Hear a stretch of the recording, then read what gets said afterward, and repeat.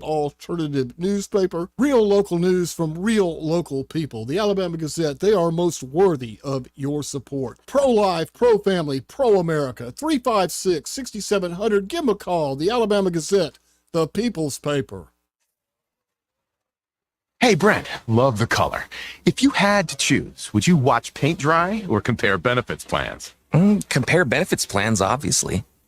But you know how complicated benefits are, right? Well, I run payroll with Gusto. Gusto makes it easy to find benefits like medical, dental, and vision for my whole team. Whoa! Oh, sorry. I'm gonna need new glasses. Don't worry, you're covered. Choose benefits without the mess. Visit gusto.com/radio to sign up for free. Hey, you're up next. My throat hurts so bad. There's no way I can sing tonight. Here, try these. Vicks VapoCool drops. Yeah, Vicks VapoCool Drops has maximum strength menthol with a rush of Vicks Vapors. Ooh, I can already feel it. I told you. So, you ready? I'm ready.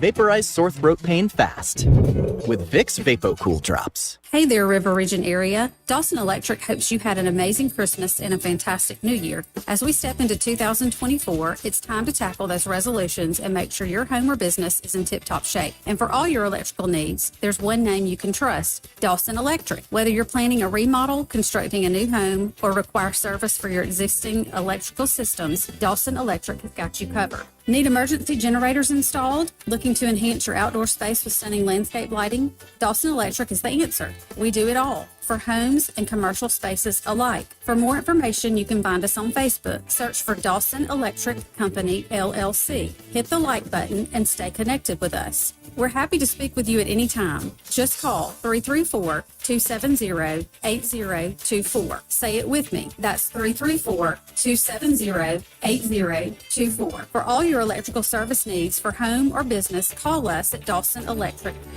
Dawson Electric, lighting up your world. The views and opinions of the following program are solely those of the host and other contributors. These do not necessarily represent those of Liberty Acquisitions 825, Blue Water Broadcasting, its management, staff, or any advertisers.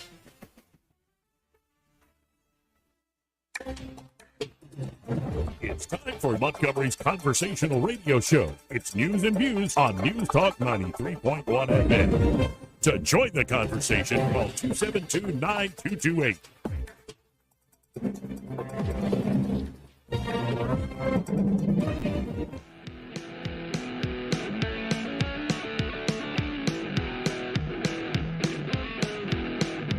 If we lose freedom here, there's no place to escape to. This is the last stand on earth. We hold these truths to be self-evident. All men and women created by it. So you know the thing. I got words. I got hairy legs. How dare you? How do you conduct yourself in a democracy? Government is not the solution to our problem.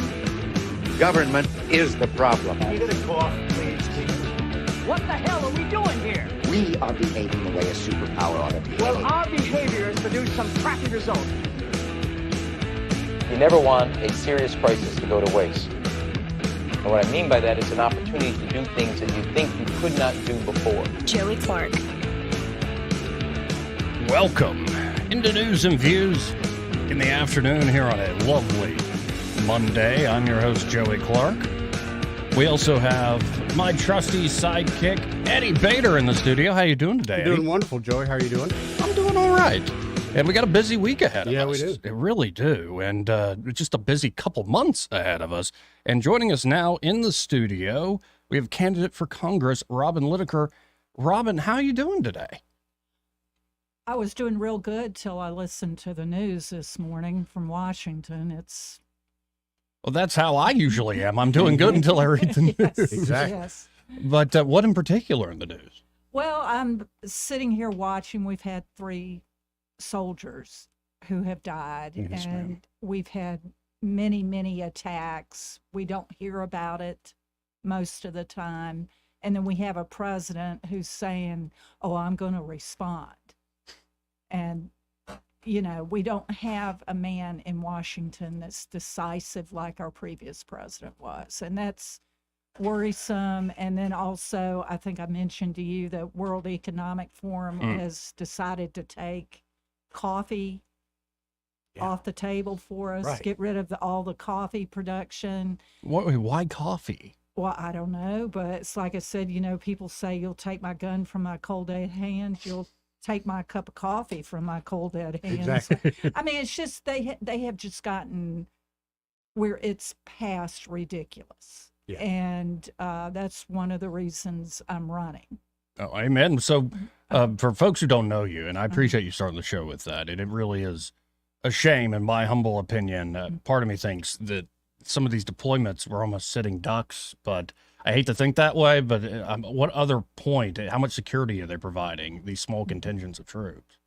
So I think it's a shame that this administration in particular would put people in harm's way. But I want to give the voters out there, maybe for just the first time getting to know you and your voice and your perspective, let's start with the basics. Like, and I ask everybody this running for office, why do this to yourself?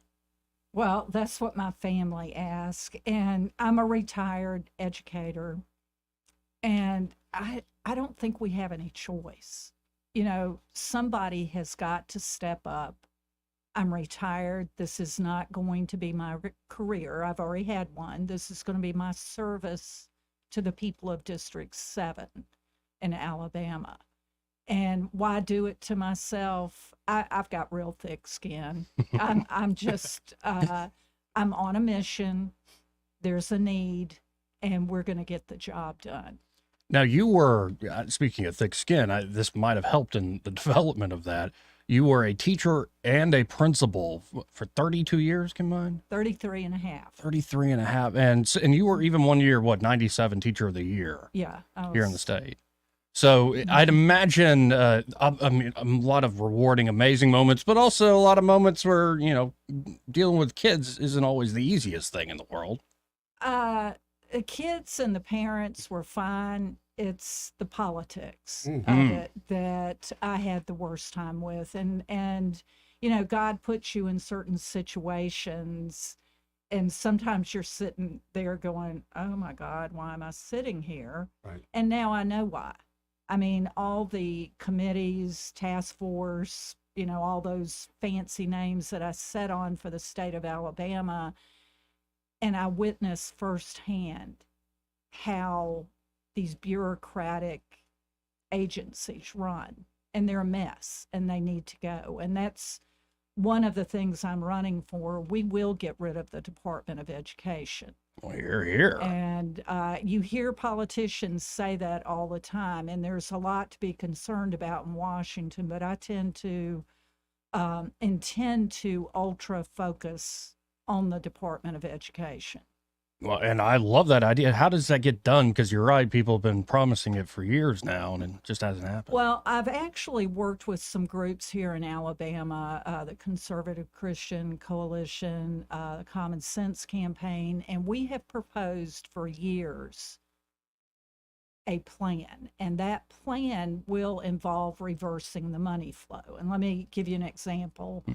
When a dollar leaves Washington, it makes several stops along the way before it actually gets in the classroom. It stops in Montgomery. It stops at the governor's office. It stops at the school district office. It stops at somebody in the school. And you're lucky by the time the money gets to the classroom if you've got 15 cents or a quarter. But the worst part of it is you're told what you have to do with it. And there isn't, I'm going to say, ain't nobody, anybody in Washington know what a child needs in Choctaw County to read. The parents, the teachers, and I believe in school choice, know what is needed. So my first plan is we're going to reverse that money flow, because federal money, the federal government has no business in our business, and they are all up in our business and education.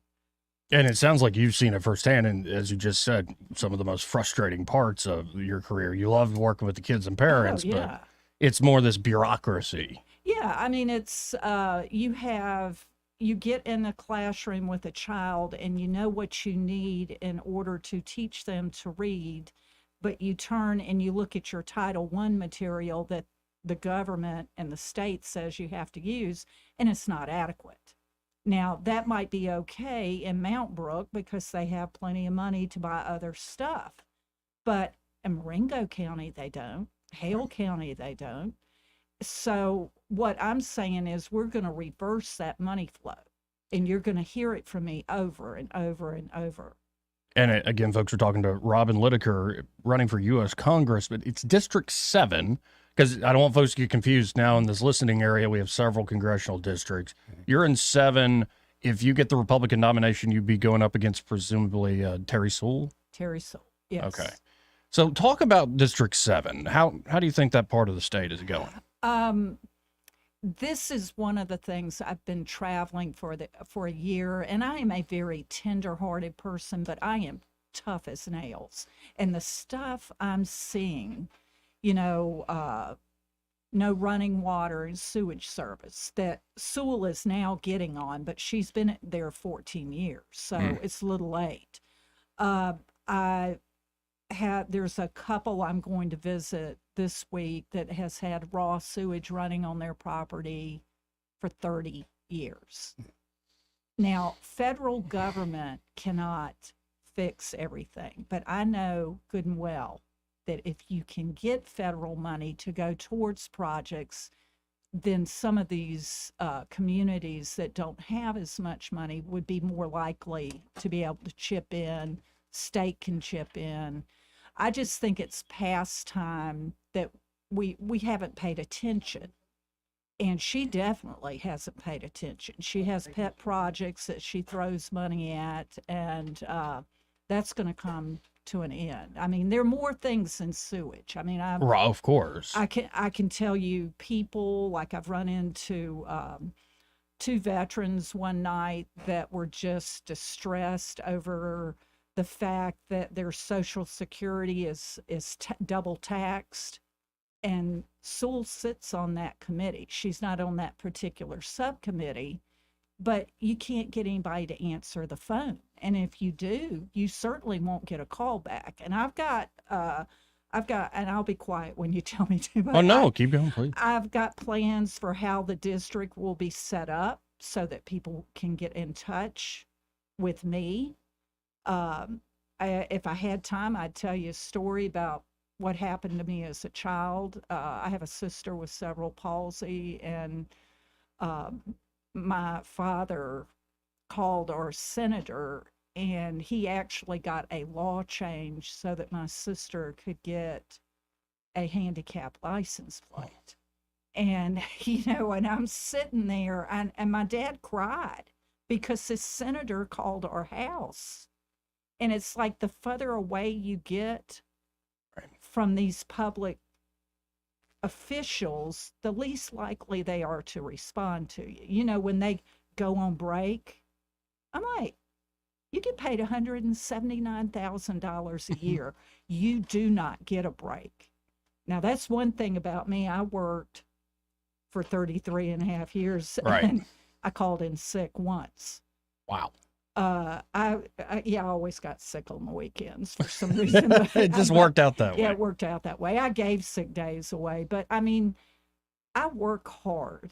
And if somebody's paying me that kind of money, I'm not going to fly like Terry Sewell did to, I think it was Greece with Nancy Pelosi, and drink fancy wine on the government. Yeah. That's not going to happen. Now, the first person, Eddie, you remember Portia Shepard, right? Oh, yeah. Yeah, Portia, lovely young woman, and she first alerted us to, in particular, the sewage problems and the water problems you were talking about. And as you were suggesting, I'd imagine this didn't start yesterday. I'd imagine this problem even goes back to before Terry Sewell being in Congress. Yeah, oh yeah. So, is it just being out of touch, like you're suggesting? How are we dropping the ball here? Well, and that's the thing. You would think, I mean, the World Health Organization many years ago, like in 2018, declared Sumter and Greene County as bad as a third world country. And I'm like, I don't know how it's happened. I don't know why it keeps getting ignored. I do know one thing: when government gives you money, who was it? John Merrill used to say it moves with the speed of government. You know, Right. And I'll give you an example of that. I went to a historic home, Gainesville home over in Demopolis, and it was getting dark, and I paid to have a tour, and they didn't have any lights upstairs, and I was looking, and there, the walls were chipping, and the young guy, I think he was a Democrat, he said, well, we've got $1 million grant. And then somebody told me later, yeah, we have $1 million grant, but every time we want to break into it and get something to repair the house, they have to call a bureaucrat in Montgomery. It's like, how did we get, even when we get Republicans in office, these agencies are just full of Democrats. And, Trump, and again, I said, I'll shut up when you tell me to. Trump has suggested that we move some of these agencies out of Washington. Yep. And that we put people overseeing the agencies who will, to me, you got to go in there with a wrecking ball. Amen. I mean, I agree with you 100%. And that's Joey Clark right there. Yeah, well, I was planning on in Super Tuesday, if he had made it here, to vote for Vivek Ramaswamy, because I love the let's just shut it down, a lot of these agencies. But I think the moving it out of Washington idea is also pretty good idea. So we're very much so far on the same page, Robin. I've got to hit a quick break. When we come back, I want to get to some of the big issues. It's very clear, getting closer and closer to these primary elections, that the big issues are, say, the economy and inflation in particular. But right now, I think the top issue for Americans is what we're seeing at the border. Yes. So I want to get into all that in just a second. Again, folks, we're talking to Robin Lytaker. She is a candidate for Congress, Alabama District 7. Looking forward to continuing this conversation. But first, this part of the program brought to you by Pest Pro Services. And there at Pest Pro Services, Ashley and her team are ready to help you with, any of your potential pest control problems. Eddie, what did you see the other day? Silverfish, in the flesh. You saw silverfish. And a couple weeks ago, right before it got really, really cold? Yeah. That's when a scorpion showed up on me. Not a friend of mine, by the way. Ooh. Yeah. Did you try to touch its stinger? No, I just screamed like a girl and ran the other way. I called Zach. I let him know, hey, these kind of issues I got coming up here. So he's like, okay, don't panic. Just relax. And I feel good because they got me covered, man. They got me covered. There you go, folks. Pest Pro Service can help you with something as crazy as a silverfish. Yeah. Or it could be, hey, I just want a pest control company that will come on a regular basis, that will get to know me, get to know my property. Yeah. It'll make sure my property's, what is the song says, jam up and jelly tight. That's exactly right. No termites, no mosquitoes, no cucarachas, no silverfish, which want any those of two that. look related, cockroach and silverfish. They look like they're the same mother. I'm sure next time we get Zach in here, we can get him to explain the difference. But they're just creepy, man. Just creepy. Well, and on top of all these great professional services Pest Pro Services can provide you, they're also great folks. It's a constant reminder when you work with Pest Pro that they're always giving back to the community. And thus, there's a lot of love around that building. And yes, they're supporting the river region in a beautiful way. So call them today. Make them your everyday pest control company. That's 265-9990. 265-9990. Or you can always go to ppsriverregion.com or search for Pest Pro Services on the Book of Faces. When you want to know, call a pro. Pest Pro Services. And be sure to tell Ashley and that great team that Joey and Eddie from News and Views in the afternoon sent you. More News and Views after this.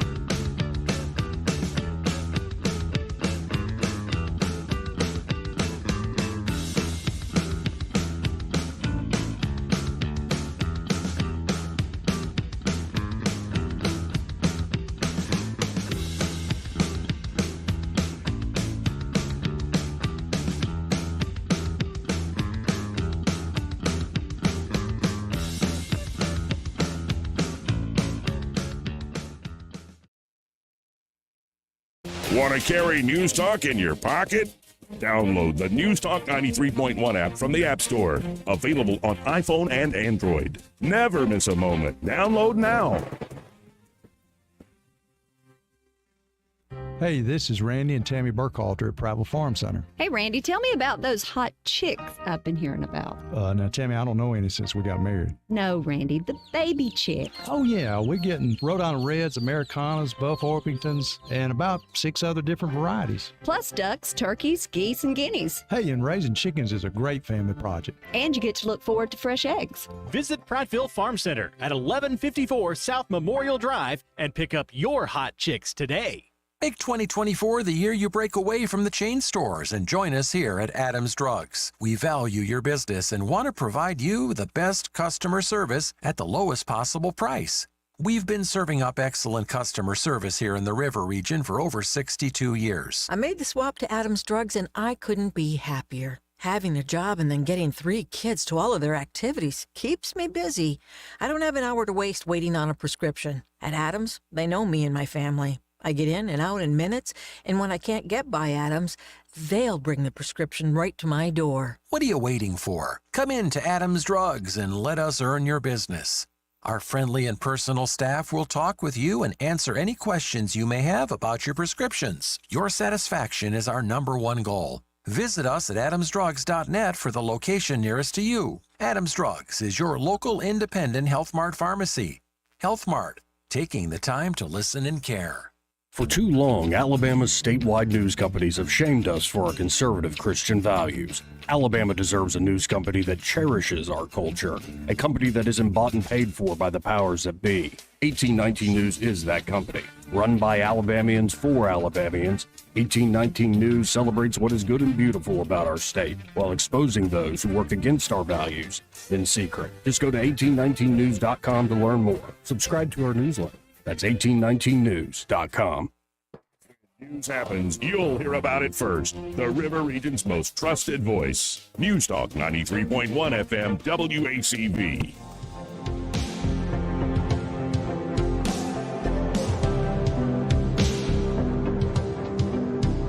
Joey Clark. Welcome back. It's News and Views in the afternoon. I'm Joey. He's Eddie, and in the studio we have Robin Lideker. She is a candidate for Congress, District 7, Alabama Congressional District 7. And where we left off, Robin, is what we're seeing on the border. And I think in polling now it's showing this is the top issue for Americans. So what do you make of what we're seeing down there? Well, today is, in fact, I went to a prayer group before I came here. This is something we all need to be concerned about. We need to be praying about. I am very grateful that our governor has stood up and said, we stand with you, Texas. I mean, this is going to be very interesting because Governor Abbott has the responsibility to take care of the people of Texas. And this is going to be a big constitutional question. And I believe Abbott's in the right with it. And Biden needs to back down. I talked to a law enforcement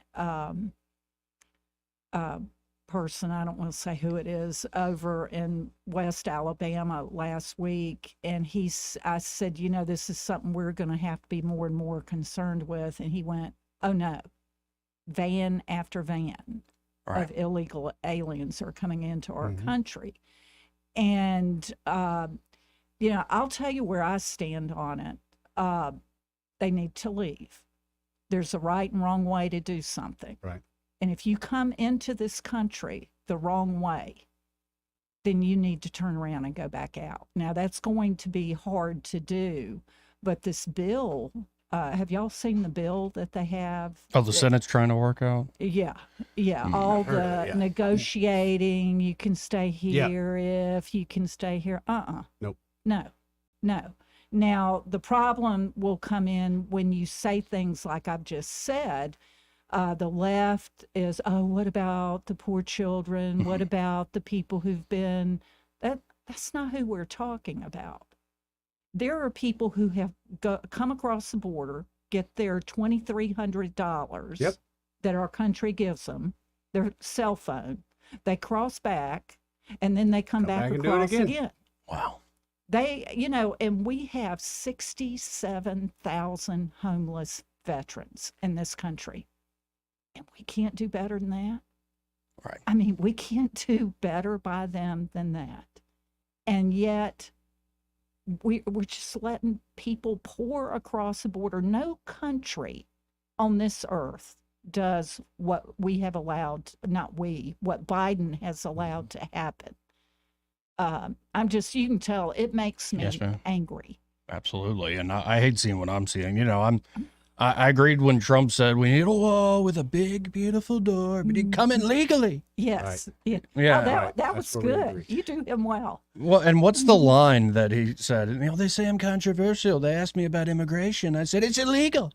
And so, yeah, I think it's one thing to have a heart in the sense that we could have more legal immigration. Maybe there's a question on pulling that back given how many folks come to the country.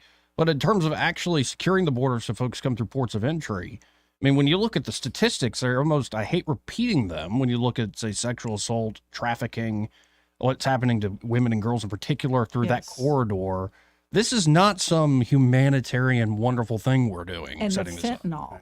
Oh, yes, ma'am. Yes.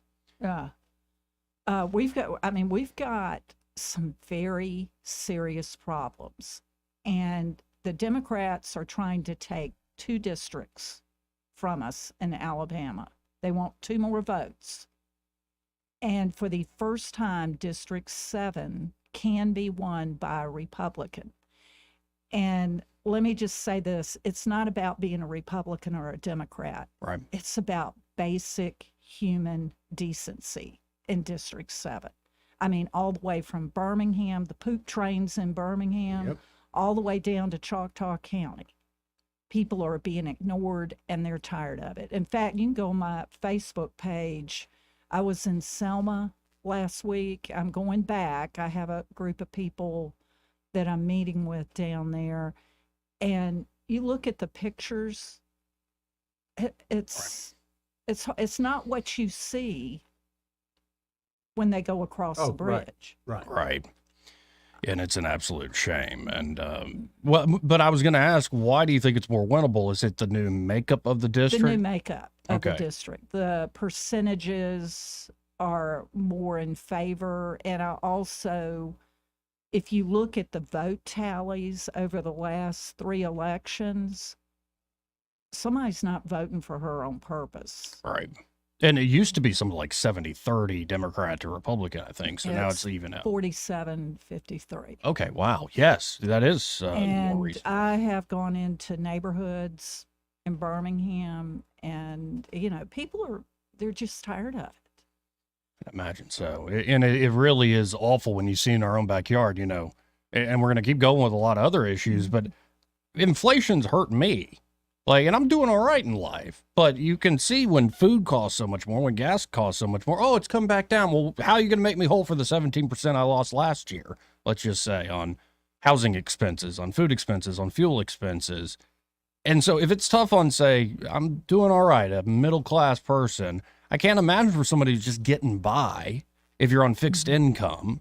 This has got to be hurting folks in this part of the world a lot. Well, yeah, and the last I looked, the average income in the Black Belt was like $36,000. Now, if I've missed it by 2,000, please forgive me. But and last I heard, the average family is having to do on $700 a month less. Does that sound about right? Yeah, but that's a huge. Because that's a huge hit. Every child that's born today already owes the federal government $100,000, and we have to. The woman that does the president. Oh, the press secretary. Press secretary. Yeah. She makes it sound like everything's okay, and it's not okay.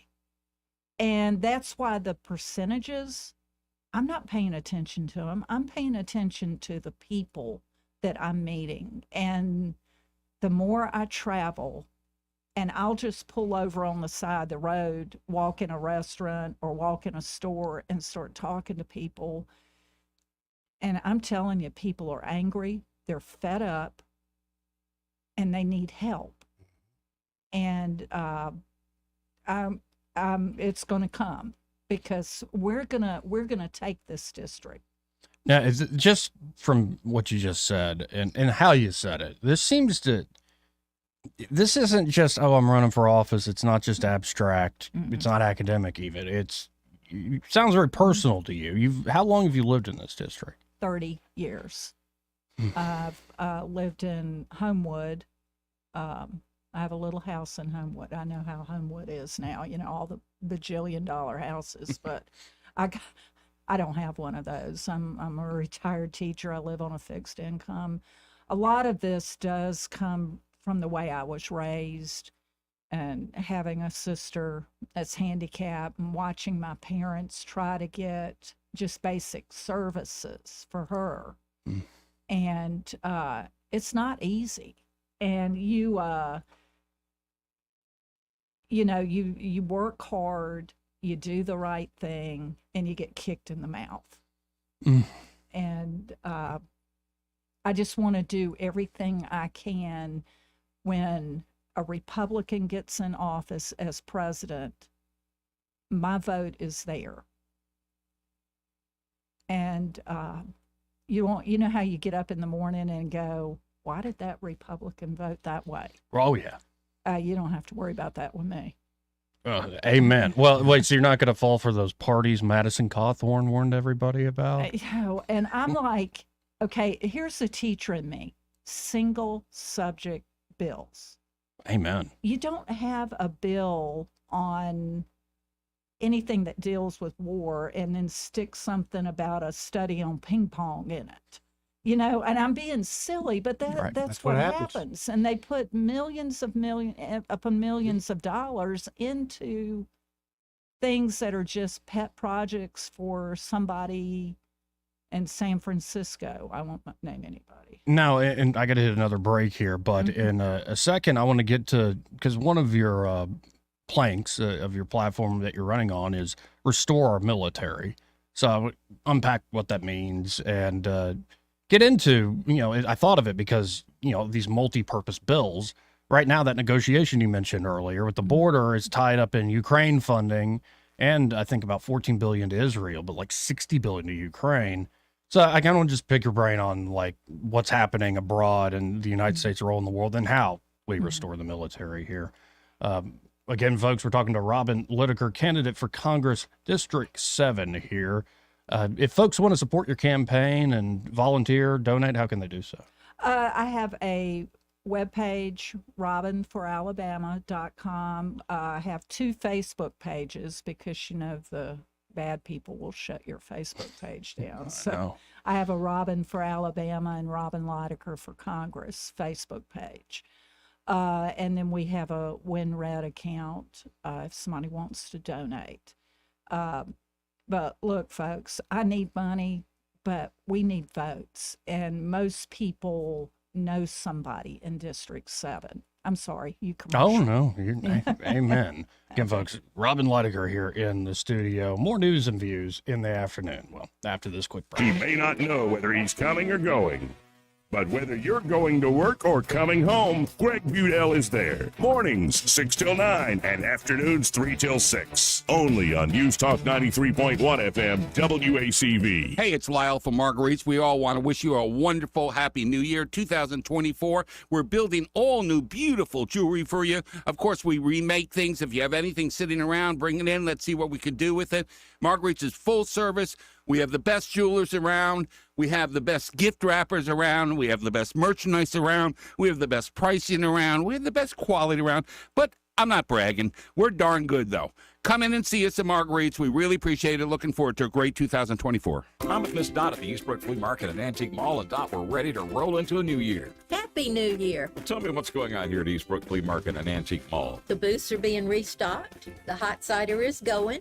The rocking chairs are here, and there are great sales going on in some of the booths. Really and truly, there's some neat stuff around here. You need to come in and see it. Shouldn't people plan to come maybe spend some time and find all the treasures here at Eastbrook? Oh, yeah. Yeah, we've got some that come in and spend their lunch hour, and they bring their lunch and eat as they shop around, and which is fine with me. But then some come and spend the whole day, and I just love that. Do you have any events coming up soon? Anniversary sale will be here in February.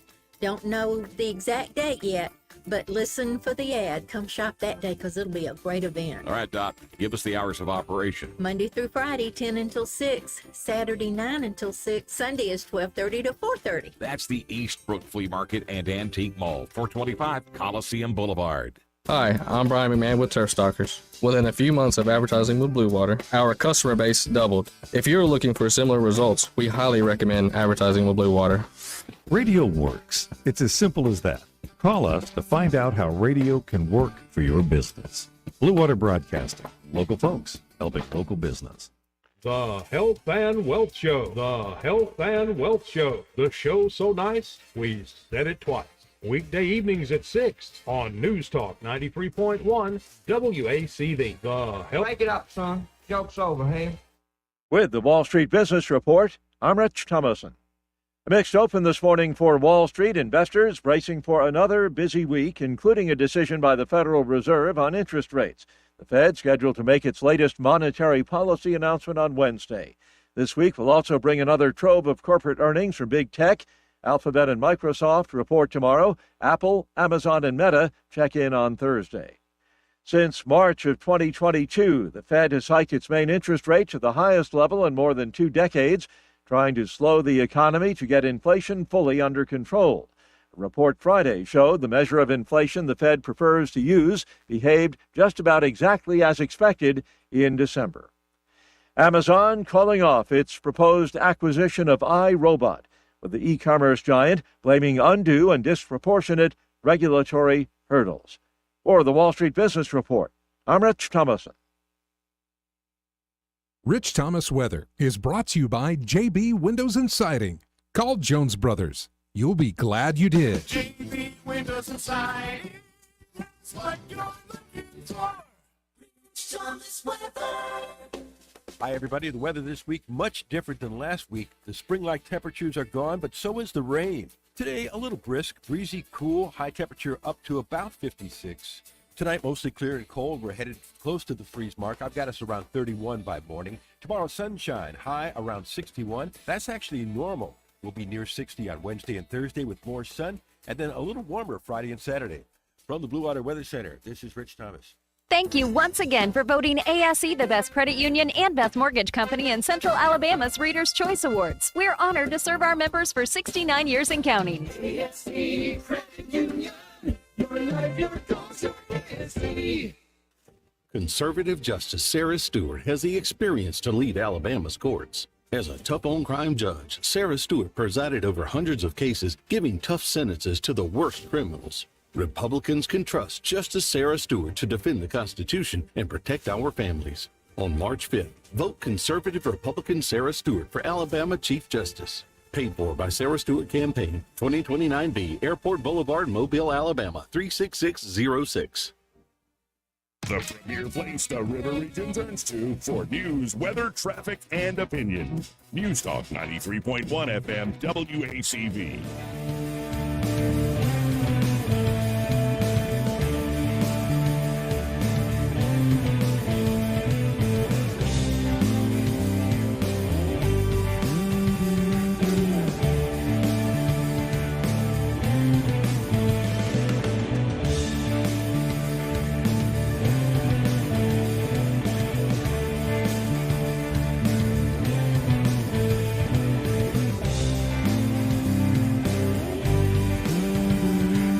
Joey Clark.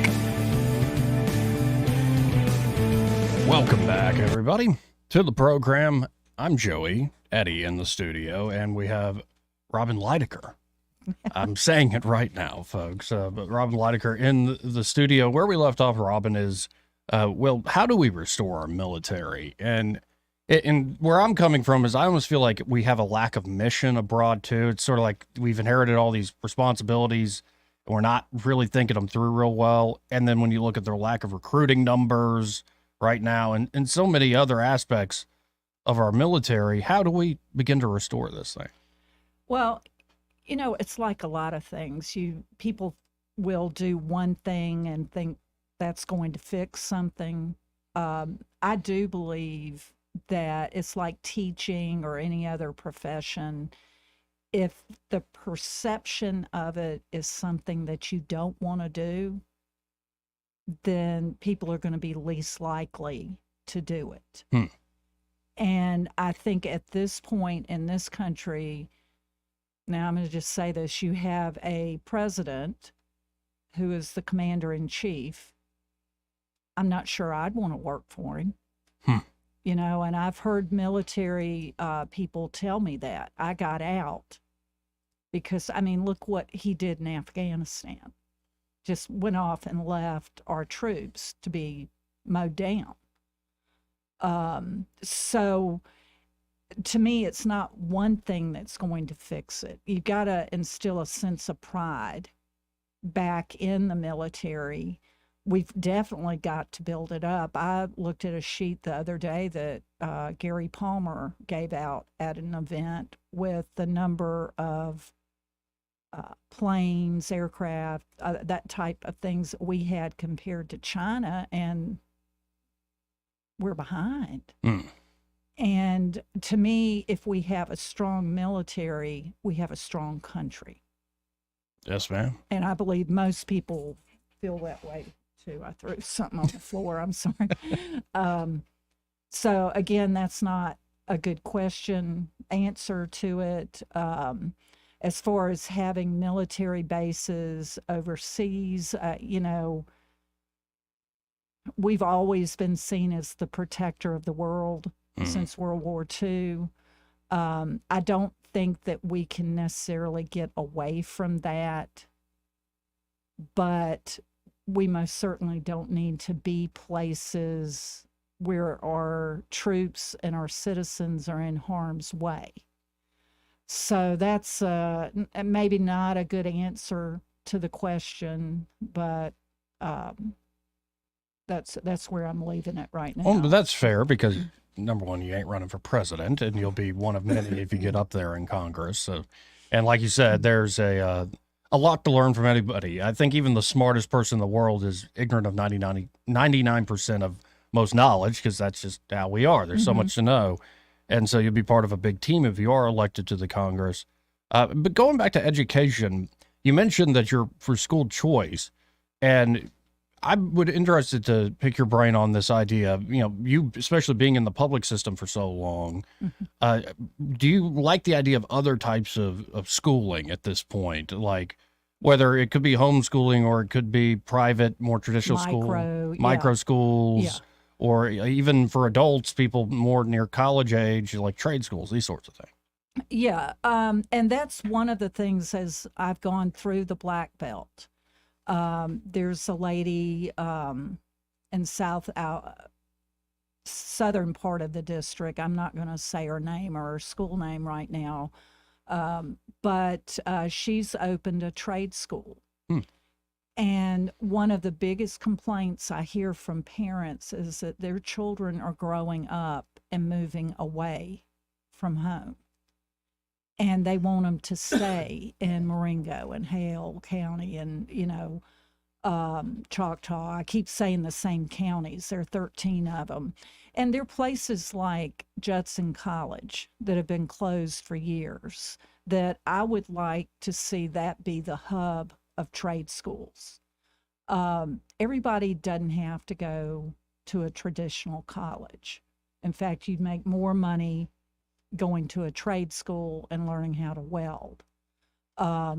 So that is one of the angles that I want to work on when I get in Congress, is finding grants and federal money that would assist in opening and boosting up these trade schools. Yeah, and I think we need creative approaches, but because you were in the system, why is there such dogged pushback to, you know, certain new ideas I'm sure have their cons, their costs and downsides, but it seems to me that right now, especially in that district, folks have not been served well, so why don't we try something new? And yet you still see, I think, a lot of pushback, say, from the institutional players. Yes, and I used to fight against one of those all the time, the union. I started an independent teachers organization. To oppose the AEA. Yes. Amen. that hasn't won me any friends. I'm still on the list, and you get targeted. But here's the thing: we got to go back to that theme of bureaucratic nightmare. Mm-hmm. Okay, they don't want kids to leave public schools because they get money. Every dollar that trickles down part of it goes into somebody's pocket. Mm-hmm. And they lose control. I mean, you look at some of the stuff that's being taught in public schools now. And I don't have the exact number of public school teachers that have retired in the last 10 years, but I have so many friends that just tired of it. Right. You know what a child needs, but you're not able to do it because you're being told to do some other system with them that isn't what they need. Are we talking like Common Core math, or are we talking like, say, DEI, more getting into the history class, these sorts of whatever? Common Core, and that's a big one, Common Core. I mean, one of the years before Common Core, when I was a principal, I had a child come in from Detroit that was pre-primer. Do you know how low that is? Mm-mm. That's below preschool. I mean, oh, wow. Real low in math and reading. Now, it was before Common Core, so I had flexibility. And long story short, we got him up to the 2nd grade level before the end of the year. Now, he was a 3rd grader. And in the eyes of the state of Alabama, he was a failure. But he wasn't. He wasn't. We were able to do what needed to be done to move him. And that is what the federal government is preventing from happening in Alabama. And it's like any good business needs competition. Right. And I feel like school choice, that's a big part of it. Now, one of the complaints you're going to hear is, oh, you're taking money from public schools. When? No, you're not. No, you're not. You get paid per student. And if you have a child that leaves your school in Tuscaloosa and moves to Birmingham, the money follows them. It's not like, you're losing that money. You're not. Right. You wouldn't have had it anyway. If they move from one public school to another, you're losing that money. So if they move from a public school to homeschool, and the parent is able, through school choice, to get the money to bolster the education they're giving the child at home, hate it for you. Yeah, and it's more like we these days have learned to care more about appearances and signaling virtue instead of actually embodying virtue. And, everybody falls down in that regard, I suppose. But it seems like it's just gotten really bad. And one thing I'm thinking of with this, not just education and so many of our other institutions, you were saying something to me off air. You were, in fact, holding up, I guess it was a photo of Terry Sewell crossing Edmund Pettus Bridge with the president, vice president, right? And, everybody locked arm in arm, remembering history. But you've pointed out, and honestly, you're not the first that's told me this, that just go like today, go see what it's like on the other side of that bridge right now in 2023. Yes. And now I believe this is important. You've got to remember history. I mean, that's how you move forward. But what I'm saying is you need to turn around and look behind you, Terry Sewell. Selma's falling apart. And I had a man, and I'm being very careful because I don't want anybody to get targeted because they're talking to me, but I had a man talk to me before I left Selma the other day. He was on the street, and he held his hands out, and he said, they tell us that they're going to help us. And then he held his hands out, and he said, do you see what we get? And he wasn't looking for a handout. That's not the answer. The answer is better education. The answer is just, to me, a support system that's going to make sure that your city thrives. And there are some cities that are doing very well, right, in the Black Belt. but and they get money from her. But if you look, it's where a lot of votes are. And and that's one thing about me that just really infuriates me. You don't pick and choose like that. No, it's a shame to see where we're at, but it baffles me because I think some of these problems have been around a long, long time. And again, you said Terry Soul's been there for 14 years. Yeah, I had two women at a minority GOP meeting before Christmas who are from Selma. They said, "Robin, have you ever looked under the bridge?" And I went, "No, I haven't." And they said, "Will you come with us and look under the bridge?"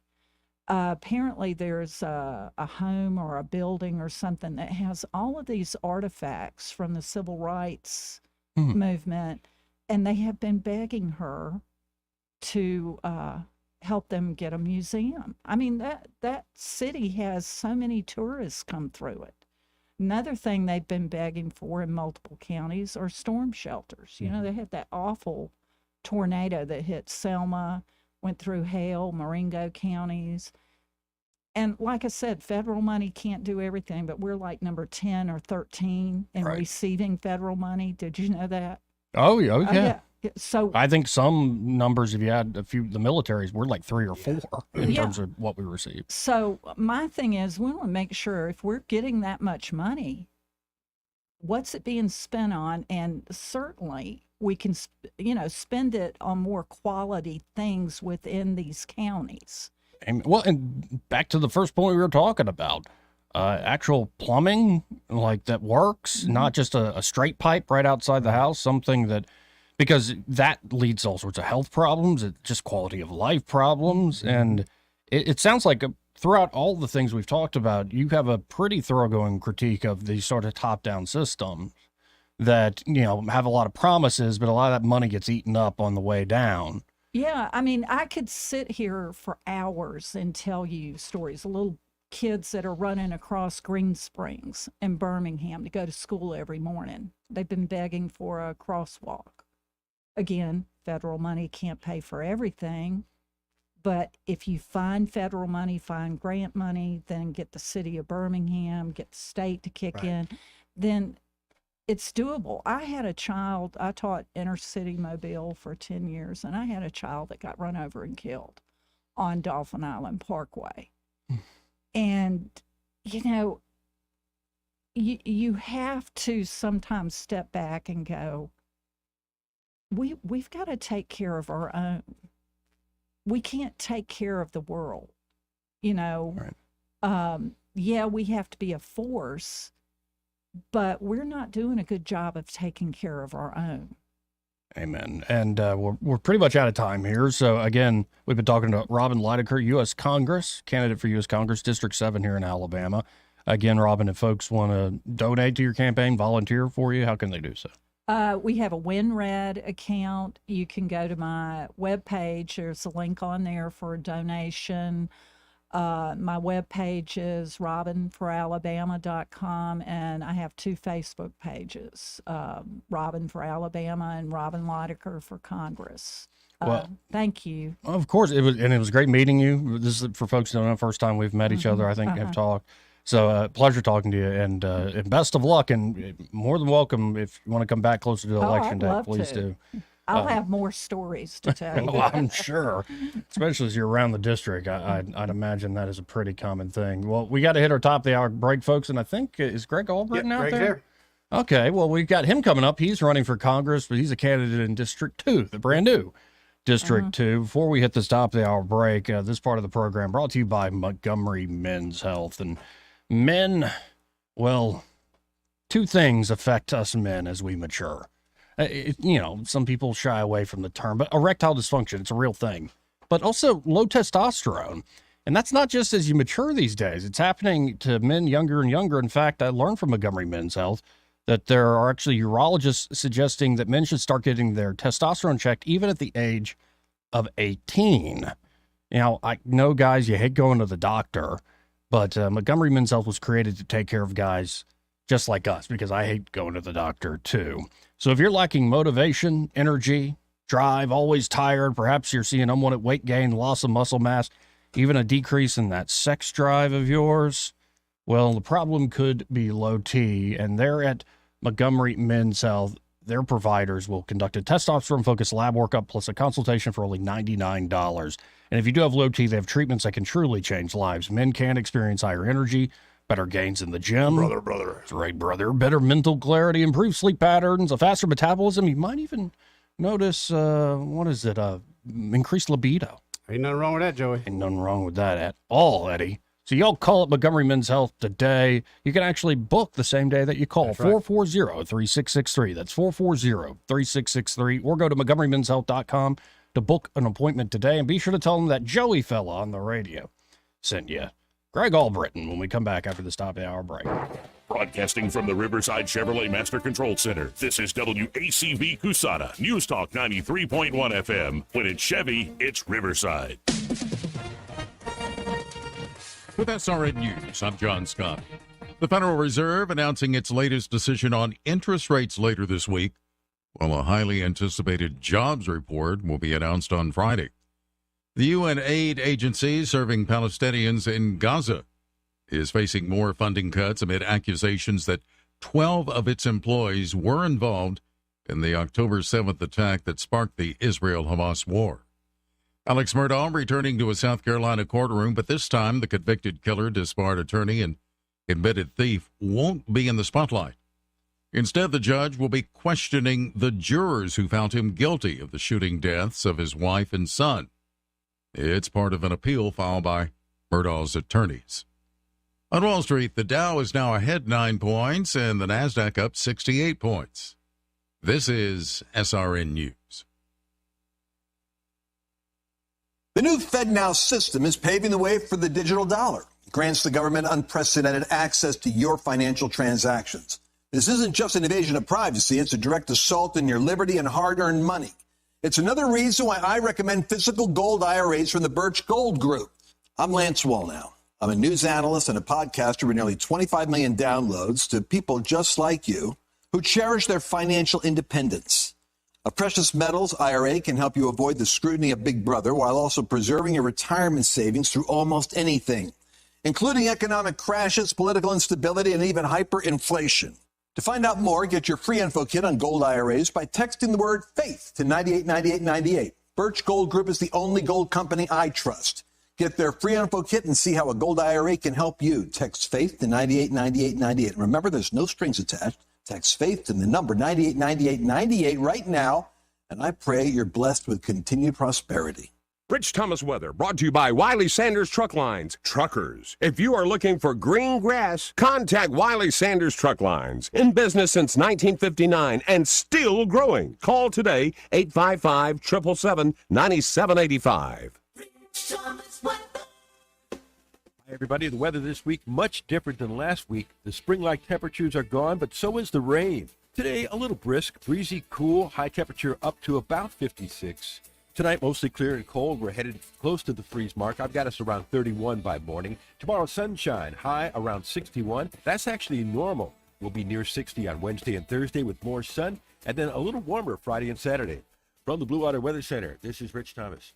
CB&S Bank has a long history of stability and a legacy of serving our community's needs for generations since we began in 1906. At CB&S Bank, we're here for you. All loans subject to credit approval, member FDIC and equal housing lender. From the Blue Water Broadcasting News Center, here's today's top stories. Multiple Montgomery fire units responded to a 2-alarm blaze in the 3300 block of Norman Bridge Road just before 3 a.m. Sunday morning. Crews found heavy smoke and fire in the entire structure. There were 4 businesses affected by the fire, which remains under investigation.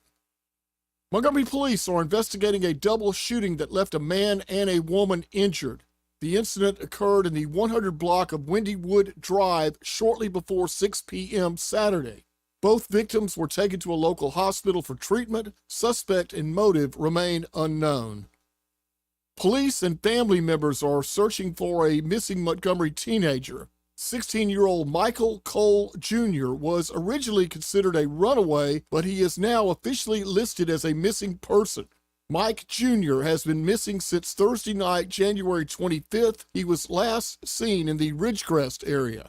From the Blue Water Broadcasting News Center, I'm Sky Mosley. This hour of news and views is brought to you by our good friends at Alabama Home Mortgage. Alabama Home Mortgage, 567-4223. Visit them on the web at myalabamahomemortgage.com. NMLS number 1586368, an equal housing lender. Hi, I'm Ray Bowles from Prattville Carpet. If you're looking for waterproof carpet, hardwood, laminate, vinyl plank, or ceramic tile, call us today for your free measure. Prattville Carpet is a family-owned flooring store that prides itself on personal service, quality products, and guaranteed installation. From beautiful hardwood floors to luxurious smart strand carpet, Prattville Carpet has you covered. Call, come by, or online at prattvillecarpet.com. Prattville Carpet, we're more than just carpet. The views and opinions of the following program are solely those of the host and other contributors. These do not necessarily represent those of Liberty Acquisitions 825, Blue Water Broadcasting, its management, staff, or any advertisers.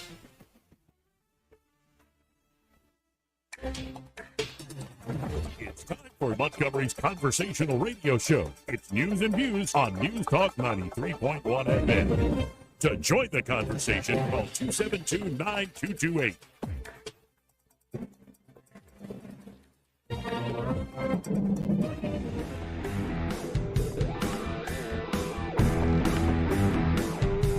is how you conduct yourself in a democracy. Joey Clark.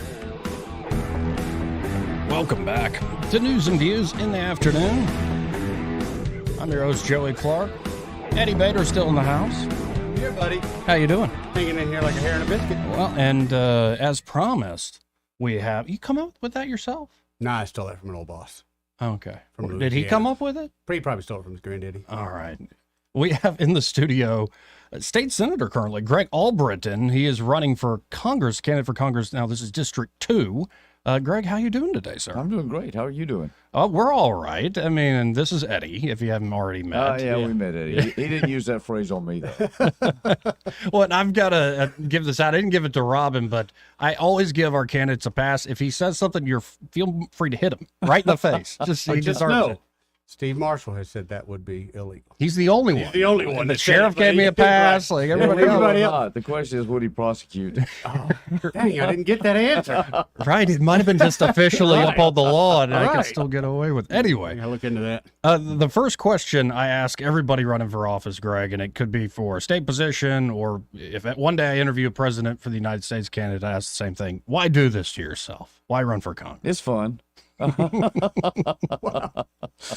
right. Nothing I like better, right? Traveling across 13 counties. I am. Listen, I don't. That's a good question. It's a tough job. Running for office is a tough job, especially over a district like this that's never been created. This is a conglomerate of 3 different districts. The biggest difficulty is trying to figure out if people know what district they live in and who they're voting for. And that's true throughout, whether it's be 6, 7, 2, or 1. They don't know. And that's an education. And we don't have time enough to get that soaked in before the primary. It's an interesting endeavor. Well, and it does seem like these new districts sort of opened up everything. So a lot of folks jumping on the Republican side in this new district too, even more on the Democratic side of this. It's an open seat. That's how it is now. You know, Barry Moore chose to run into District 1, and that opened up the floodgates, if you will. But that's interesting. That's a good thing. Having people involved in the process is what this process is about. Yes, sir. Now, for folks who don't know you, let's do a little bio. Where'd you grow up here? Atmore, Alabama. Born and raised in Atmore, Alabama. Left when I was 19, and did lots of different things. If you want to hear about some of that, but we don't have time for all of it. Moved back to Atmore after my Senate district changed. When I ran in my first Senate district, it was 8 counties. Now it's 4. So when you get down to it, where you going to live type thing. So anyway, that's what brought me back into Atmore. That was back in 17, we changed the residence into Atmore. Now, but for a time you were in the Navy, you were a naval officer, right? Yeah. I eventually retired from the Navy. Yep. And and then you went and got a bunch of degrees, or like you just wanted to keep learning? No, I had to have a job. Okay? Oh no, this is fantastic, and I've heard, we've met in passing, but I've heard a lot of great things about from your colleagues, say there in the state Senate, good things. I'm paying them too much. So, like, if you had to describe your time in the state Senate, how do you think that prepares you to work in the Congress? I know how to write bills. All right, and that's what I typically do. And started when I was in the House years ago, is I discovered that most bills are written by staff. That's the professionals, and you have to have it done, go through that way to be formatted and such. But if you want this bill, if that's going to be my bill, I have, and in many cases, I'll write the sucker myself, and then I give it to LSA to refurbish and to make sure that it fits the format and things like that. I know how and what I want to put in legislation, and that's what I do. I know how to get the bills passed. It's the same process. It's just a lower level, smaller level, 1 in 50, 100, whatever, 140 we have on the state level, but 435, 535 with the Senate is a whole different ball game as far as numbers. But the process is the same. Many of the rules are mirrored between each other. So I'm ready to go. So I'd imagine, especially just doing committee work here in the state government or up in the Congress, you need to have command. If it's your bill, you need to have command of it in the sense that you're not just selling it to the public, you're selling it to your colleagues. Correct. And you have to be able to describe second, third order kind of effects of a thing if they have that question. Exactly. You have to, and most bills, as you know, not all of them, but most of them take 1, 2, 3, sometimes more efforts to get passed, because that's called vetting, so that you can get the bugs worked out mostly. Except when we're in an emergency, we can pass TARP pretty quick, right? Or ARPA or CARES or Obamacare or something along that line. It doesn't matter. Yeah, if it's a crisis, just get it done. We'll figure out how to pass the bill to find out what's in it. Again, folks, we're talking to Greg Albritton, running for Congress District 2 here in Alabama. So let's what are your, say, top 3 when you look at what's facing the nation? What are the top 3 issues you think? On the federal level, yes, the top 3, number 1 is immigration. Now, that's a misnomer. We have no immigration right now. What we have is an invasion.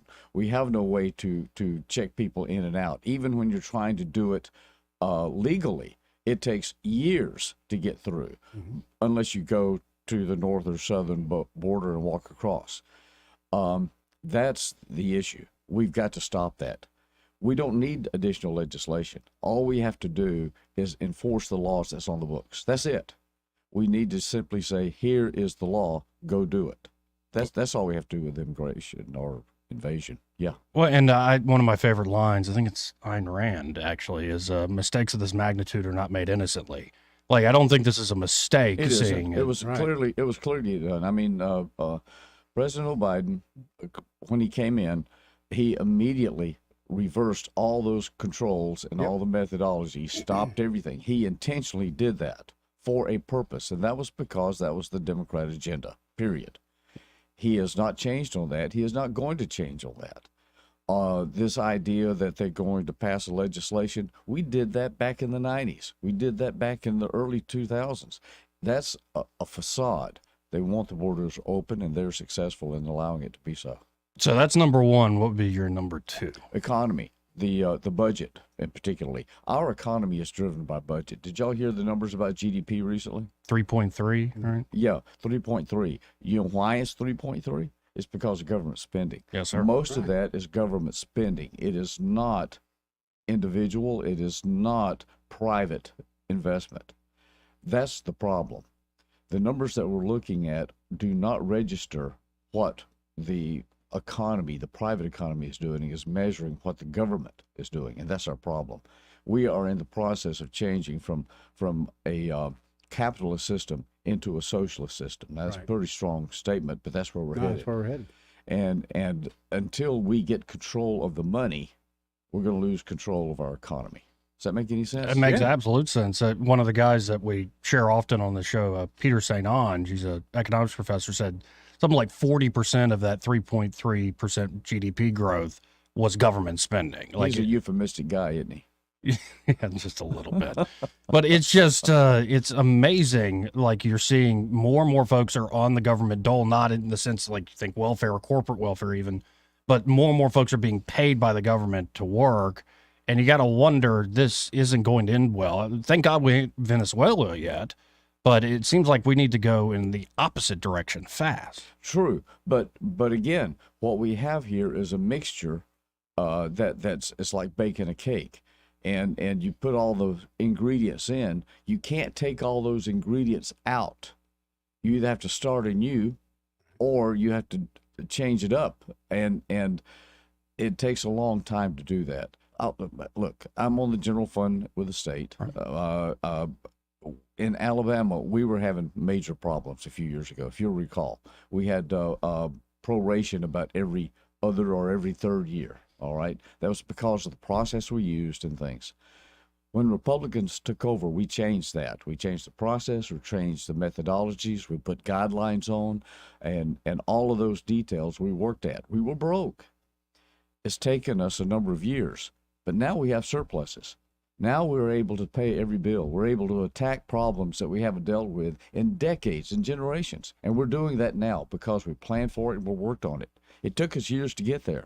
The same is true with the feds. It's going to take us a long time, but we've got to start that process. We've got to stop what we're doing and do something different to move backwards. I'm not talking about shutting down government. You can't do that. I'm not talking about stopping paychecks or Social Security, anything like that. I'm talking about looking seriously of the policies and the procedures, changing those up, and you can do it over time to bring us back to sanity. And so what would be your number three? We have, border security, stopping the invasion. We have the budget and the economy. What would be I'm a retired naval officer, all right, military. Our military is in difficult times right now. Yeah. You see the training accidents. That is a symptom of the problem. You see the Navy dropping their standards. No longer have to be a high school receiver of a high school diploma. Exactly. Now, being Navy, I can say that's true with most Marines, but I better not say that. Anyway. Right. But it's not supposed to spread. It's supposed to be going the other way. Yeah. You're correct. We are the government can do two things real well, and that is break things and kill folks. Yeah. And unfortunately, that's what they very often do with the things that they touch. But the military should be the epitome of that. That's their job. It always has been. And we are not that. We don't have, it seems as to whether we even have that capability or desire. We've got to change back to the warrior mentality. Mm-hmm. We've got to change back to planning on how we defend ourselves. And you don't defend by sitting back and holding up placards. You attack. And we've got to find that balance back again and train our people. That's why we can't recruit people. Right. We've lost our mission. We've lost our mission there. Amen. That's my third one. No, amen. So going to number two, I believe we're still working off of spending levels that were agreed to by Richard Shelby and Patrick Leahy on the way out the door. And there's just been continuing resolutions ever since. And I know Richard Shelby said you got to be bipartisan, but I'm like, well, that's one last big bipartisan thing that you left us there, kind sir. But, when you look at the process Congress does, we've had both senators on the show recently talking about how Schumer's just run out the clock, that in particular, Senator Britt said the Appropriations Committee did their job. They got all these individuals' bills done. So how do you break the logjam in the sense that the logjam seems to be a tried and true tactic of D.C., get these last second, like what we're seeing with this border Ukraine agreement they're trying to put together. Frustration, and I've talked to sitting congressmen on this other times and such, and plus I see the only way you can change that, frankly, on long term is by changing the philosophy. The only way you can change the philosophy is by putting folks in that don't have this philosophy. All right? Amen. Now, if you want to go DNR, that's the difference between DNR. All right? I can't tell you what the National does, but I can tell you what's happened in Alabama. And you can see that clearly. As soon as Republicans took control in Alabama, we started that financial process. We started it immediately. Mm-hmm. We even had to come in and borrow money.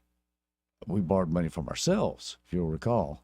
And when we did, there was, oh, you're not going to pay it back. Well, we did. In fact, this past February, we paid in the remaining balance that we owed to the ATF. We don't owe the Alabama citizens anything now. We paid our debts. No government, well, I shouldn't say that. Rarely does government do that. We've done that. We need more of that in Washington. That's what I will bring. It's not only the promise to do that, but the history that I have done that. Amen. And again, folks, we're talking to Greg Albritton. He is running for Congress in District 2 here, the brand new District 2. Going back to your number one, it was big news, I guess, last week. What was number one? I like you, Greg. So essentially, now I've forgotten what number one is. No, but the governor of Texas, and all the support, including from Governor Ivey, of all these states, trying to enforce the border because the Biden administration won't. Do you support them in that effort? I do, indeed. In fact, we have to. If the feds are not enforcing the law, then that falls to the lower level, i.e., the states, to enforce that law. We have that obligation. Governor Abbott is absolutely correct. He has that obligation and duty. Yeah. Now, I understand the Supreme Court's latest decision dealing with the race war, that had to deal with sovereignty. Which one is more sovereign? Right. I agree with that. But that sovereignty on this level and at this point has broken down. And the only stopgap is state. That's it. Mm-hmm. And it's costing the states huge sums. It's costing the feds huge sums, which means that's why we're borrowing somewhere between $50 and $80 billion a day, every single day, to meet our obligations. That's just debt that we're incurring. That's printing money. And then going back to number three, kind of our loss of mission abroad, and it the questions can sometimes center around what are our capabilities? Are we staying ahead of the curve in terms of technological capabilities? Sometimes it's capacity. We've seen kind of a dearth of ammunition, for instance, when it comes to Ukraine. But the one I worry about the most is just, you could have all the capacity and capabilities in the world, but it doesn't seem like we have the will. And it goes to your point of we don't have the mission.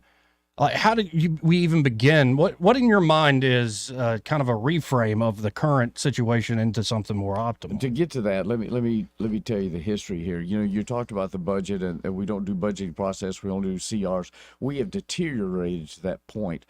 That's the legislature's fault. It is also the legislature's fault of where we are here, which is the declaration of war is constitutionally in the hands of the Congress, not the president. Right. All right. You don't do it by a resolution, by what was it? The Vietnam resolution. I forget what the War Powers Act. Yeah, not the War Powers Act, when the ships came in. The Tonkin Gulf. Tonkin Gulf. Yeah. Gulf of Tonkin. Okay. Yeah. When that occurred. You don't go to war like that. You have an actual declaration of war if you're going to. Yeah, immediacy issues have to come up, and you got to defend, like, different things. But you do go to war when you're going to go to war. You get the country to decide that through the Congress. We, as a Congress, have not done that since when? 1941. I was gonna say it's forever 41. yeah. All right. Wow. But how many wars have we fought? How many people have been killed along that line? We've got to go back to that. The legislature's got to get the control there back. Now, that doesn't mean we have to have an all-out war, but we've got to have the legislature setting the parameters there, setting the guidelines there, and setting the goals there, so that the mission creep and such doesn't occur on the executive. And what we've done, the legislature's just bequeathed that to the executive, and that's where we've got to get back to. Is there any big lessons learned in particular from, the wars that shaped, as I was growing up, Iraq and Afghanistan? Like, when we look back on that, what were some of the big mistakes we should Vietnam, never be? Like Vietnam. Continue on. First off is there's in and out. At least, again, when declaration of war, the next thing came up is the unconditional surrender is it. We're going to destroy you until we get surrender something. What we have done previously since that time frame is we've gone in with nebulous goals. Those goals change because circumstances change, and the Congress is never involved with any of those changes. And then you get squabblings between military branches, you get squabblings between other allies, and you don't have a united front. You've got to have a united front involved with this, and that involves with the legislature, or begins with the legislature. There's got to be more control. That's our job. Amen. To be able to put that. Well, what can you do to fix that? I mean, we all know first a off, lot of that. It's just blames like at y'all's feet, but what yeah, can be done to it's fix not. it? It's you got to recapture. Recapturing is always worse than letting go. Oh, of yeah, things. sure. You first got to recognize it and start talking about it. That's the first Acknowledge thing. Exactly. And that's true with the war powers, as you've talked about, or with the budgets. Somebody's got to be there to talk about it. And then you got to have a plan on how you're going to resolve it. And then you got to agree on whatever, if there's legislation, how to do that. It's not an easy job. But Do you have support unless in you getting start, that done? I think so. Good. Most of us recognize, most of us, you guys do, I Yeah. do too, about where we've gone wrong. Now we need to address it. I'd like to start talking about that. I'd like to start working with folks to bring us together as to how we can get some controls on that. Yes, sir. Amen. Well, we got to hit a quick break here. Again, folks, we're talking to. Already? Yeah, but we'll come back. We're coming back. All right. Yeah. I told you, I liked you, Greg. We're going to do another segment here. Get out. We'll be right back, folks. More news and views with Greg Albritton after this. Want to carry News Talk in your pocket? Download the News Talk 93.1 app from the App Store. Available on iPhone and Android. Never miss a moment. Download now. Hi, this is Bo Goodson from the Goodson Group with your market report. How is the real estate market and what does 2024 hold for us? Last year, over 4,700 homes sold and closed through realtors, and the average sales price was $245,000. People who have owned real estate over the last 2 to 3 years have profited by keeping their homes and now have more equity in their home than ever. The people who listed their homes with realtors were able to find ready and willing buyers that paid at or above their asking price. Mortgage companies and local builders have found ways to overcome higher rates with attractive programs that allow for low-cost refinancing when the rate drops. Some of the local mortgage companies have new programs that help buyers with low down payment programs, such as one program with 1% down or even less. If you haven't bought a house yet, now is the time. For all the information, call Bo Goodson at 221-2883 or the Goodson Group at 551-0225. Sometimes you need things done around your house or land that your lawnmower or weed eater just can't handle. That's when you call Prattville Farm Center. They bring their own crew and equipment and clear whatever you need. They say no job is too small. I've been going to Prattville Farm Center for years, and I like dealing with hometown folks. They get the job done right and get it done quickly. If you have land that needs clearing, call Randy at Prattville Farm Center on South Memorial Drive in Prattville. Call 365-5400. Are you tired of the mainstream media's biased reporting? Do you want to stay informed on the news that really matters to you? Look no further than 1819 News. At 1819 News, we bring you the latest in Alabama news, politics, sports, culture, and more. We've assembled a team of journalists with Alabama values dedicated to the truth and the truth alone. Visit us at 1819news.com today. That's 1819news.com. Subscribe to our newsletter. Honest News, Alabama Values. The Health and Wealth Show. The Health and Wealth Show. The show so nice, we said it twice. Weekday evenings at 6 on News Talk 93.1 WACD. The Health. Make it up, son. Joke's over, hey? This hour of news and views is brought to you by our good friends at Alabama Home Mortgage. Alabama Home Mortgage, 567-4223. Visit them on the web at myalabamahomemortgage.com. NMLS number 1586368. An equal housing lender. Rich Thomas weather brought to you by Wiley Sanders Truck Lines. Truckers, if you are looking for green grass, contact Wiley Sanders Truck Lines. In business since 1959 and still growing. Call today, 855-777-9785. Hi, everybody. The weather this week, much different than last week. The spring-like temperatures are gone, but so is the rain. Today, a little brisk, breezy, cool, high temperature up to about 56. Tonight, mostly clear and cold. We're headed close to the freeze mark. I've got us around 31 by morning. Tomorrow, sunshine, high around 61. That's actually normal. We'll be near 60 on Wednesday and Thursday with more sun, and then a little warmer Friday and Saturday. From the Blue Water Weather Center, this is Rich Thomas. Web Bobo with Capital Tractor. We can't say thank you enough to every one of you who have made Capital Tractor one of the largest Kubota dealers in the U.S. It's because of you. We're honored, we're humbled, we're grateful. Kubota and Capital Tractor, Montgomery, Brundage, and Greenville. Accurate, immediate. Carrying your voice across the river region. News Talk 93.1 FM WACV.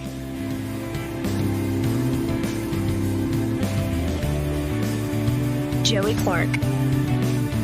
Welcome back to News and Views in the afternoon. Again, in the studio with us, we have candidate for Congress, Greg Albritton. He is running for Congress in District 2, going for the Republican nomination right now. And pretty competitive, I would say this race is shaping up to be pretty competitive indeed. If you had to describe the new district, because I know there are a lot of folks, Greg, having trouble going, you mentioned that earlier. It was like, how would you describe the district? Jigsaw. Yeah. It's 13 counties, 2 of which are split, Mobile and Clark. All the others are whole counties. And it runs from Georgia, Phoenix City, down to Mississippi, Citronelle. And there's not a single solid roadway that you can travel from one end to the other. Oh, daggone. Yeah. All right. It was a contortionist to get it done, but it's there. I think it was improperly done, but it's there. This is what we got to deal with. Right. Well, and that's a shame. But if you look at this new district, what are some of the things that you could do as their congressman? What are sort of the economic assets we have in the district? What sort of ways, depending on what committees you get on, can we look out for this district in particular? Well, first off, let me say this. Of the 13 counties, one county of that last census had an increase in population, small. That was Mobile. One county stayed stagnant. That was Pike. The other 11 counties declined in population. That is a drain of resources, a drain of people, which we cannot tolerate. It continually goes. We've got to find how to stop that. One of the ways we stop that is to create and build our infrastructure. As I mentioned, there's no roadways going through. We've got some of them are 4 lanes, some of them are 2 lane. They're all disjointed and such. We've got to draw this area east-west together. Alabama's a north-south state. All right. All right. We've got to draw it in together east-west. And since these districts have been drawn like this, let's take advantage and do that. Right. And let's put that infrastructure together. Not just roadways, but railways. And not just railways, but also let's tie in the river ways that we have. We got them. We do, but they're underutilized. I agree 100%. All of this area is an underutilization of Alabama. It's a matter of Alabama being developed correctly. Mobile's the economic engine of this area, and that's what I want to do. This area is also affected by the military. You've got, of course, Maxwell. You've got Rucker, which is just outside. You got Columbus, Georgia, over there at Phoenix City. Mm-hmm. And you've got the Coast Guard in Mobile. I'm the only vet out of, 20 candidates? Right. Okay. I'm the only vet running for this office. Wow. The only one. I know what the military is like. I know these areas. I know how to do those things. And we can employ that to draw in the resources to build out the infrastructure. And that includes internet.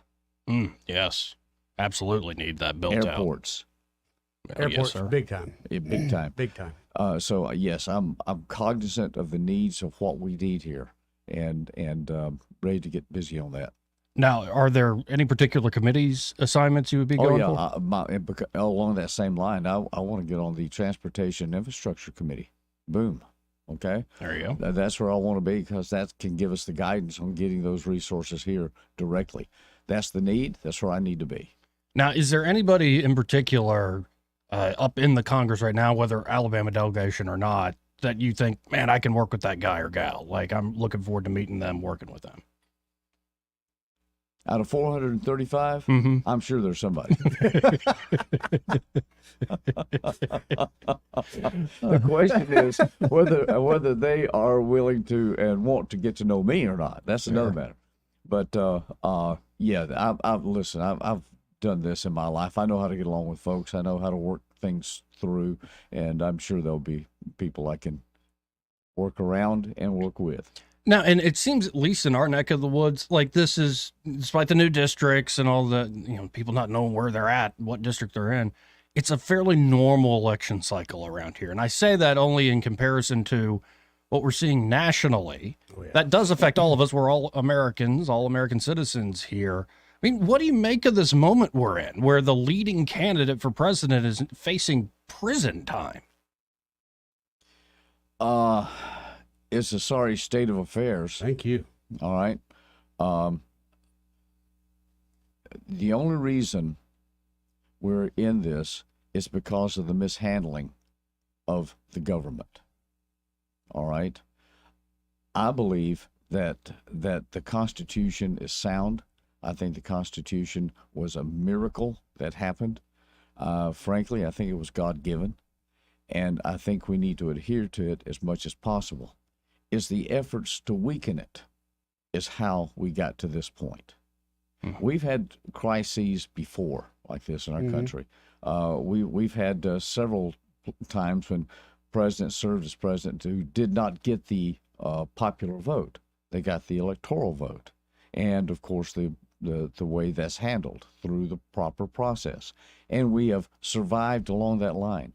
We need to follow that process and procedure that's been given to us without change up, because it's proven to work. And when we change it, that's when we start finding problems. Here. Now, one issue that changed, I mean, a huge change in our lifetime, is the overturn of Roe v. Wade.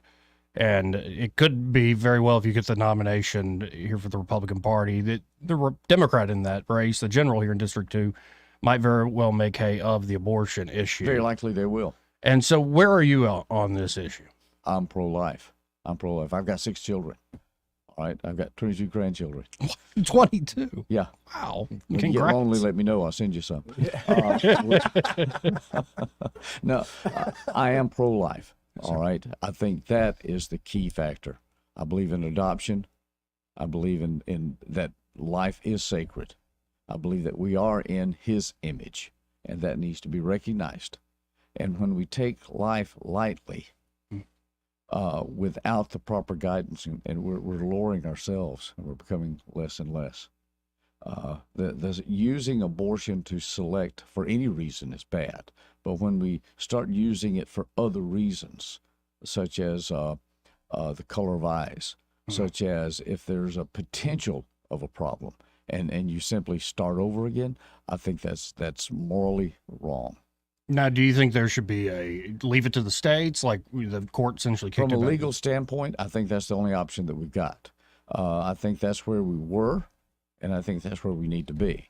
That gives the flexibility not only to the states, but also if someone doesn't like it, it's a more convenient thing to go to another area where they may find more leniency, if you will. But at least that puts the controls on. With the federal, one size fits all does not work. We're too large for that, and it's too draconian, too totalitarian. How about that? Oh, yeah, and it's I agree with you, and I agree that it should be more of a states issue. We do way too much at the federal level. One abuse of the federal government that I think has been systematic since I was coming of age. And, like tomorrow, every Tuesday, I kick off the show with Judge Andrew Napolitano. One of our favorite topics kick around is the violation of all our liberties, but in particular, the Fourth Amendment. And I'm very skeptical at this point. Not skeptical, I think it should go with the FISA program. I think it has been systematically abused by the FBI on a lot of turns. Are you suggesting that when you give the government power that they will abuse that power? Yes, sir. Where's my Lord Act? Let me find that real quick. Yes, that is correct. That is human nature. And humans run government. And it is those traits that come in to the government comes in from the human side.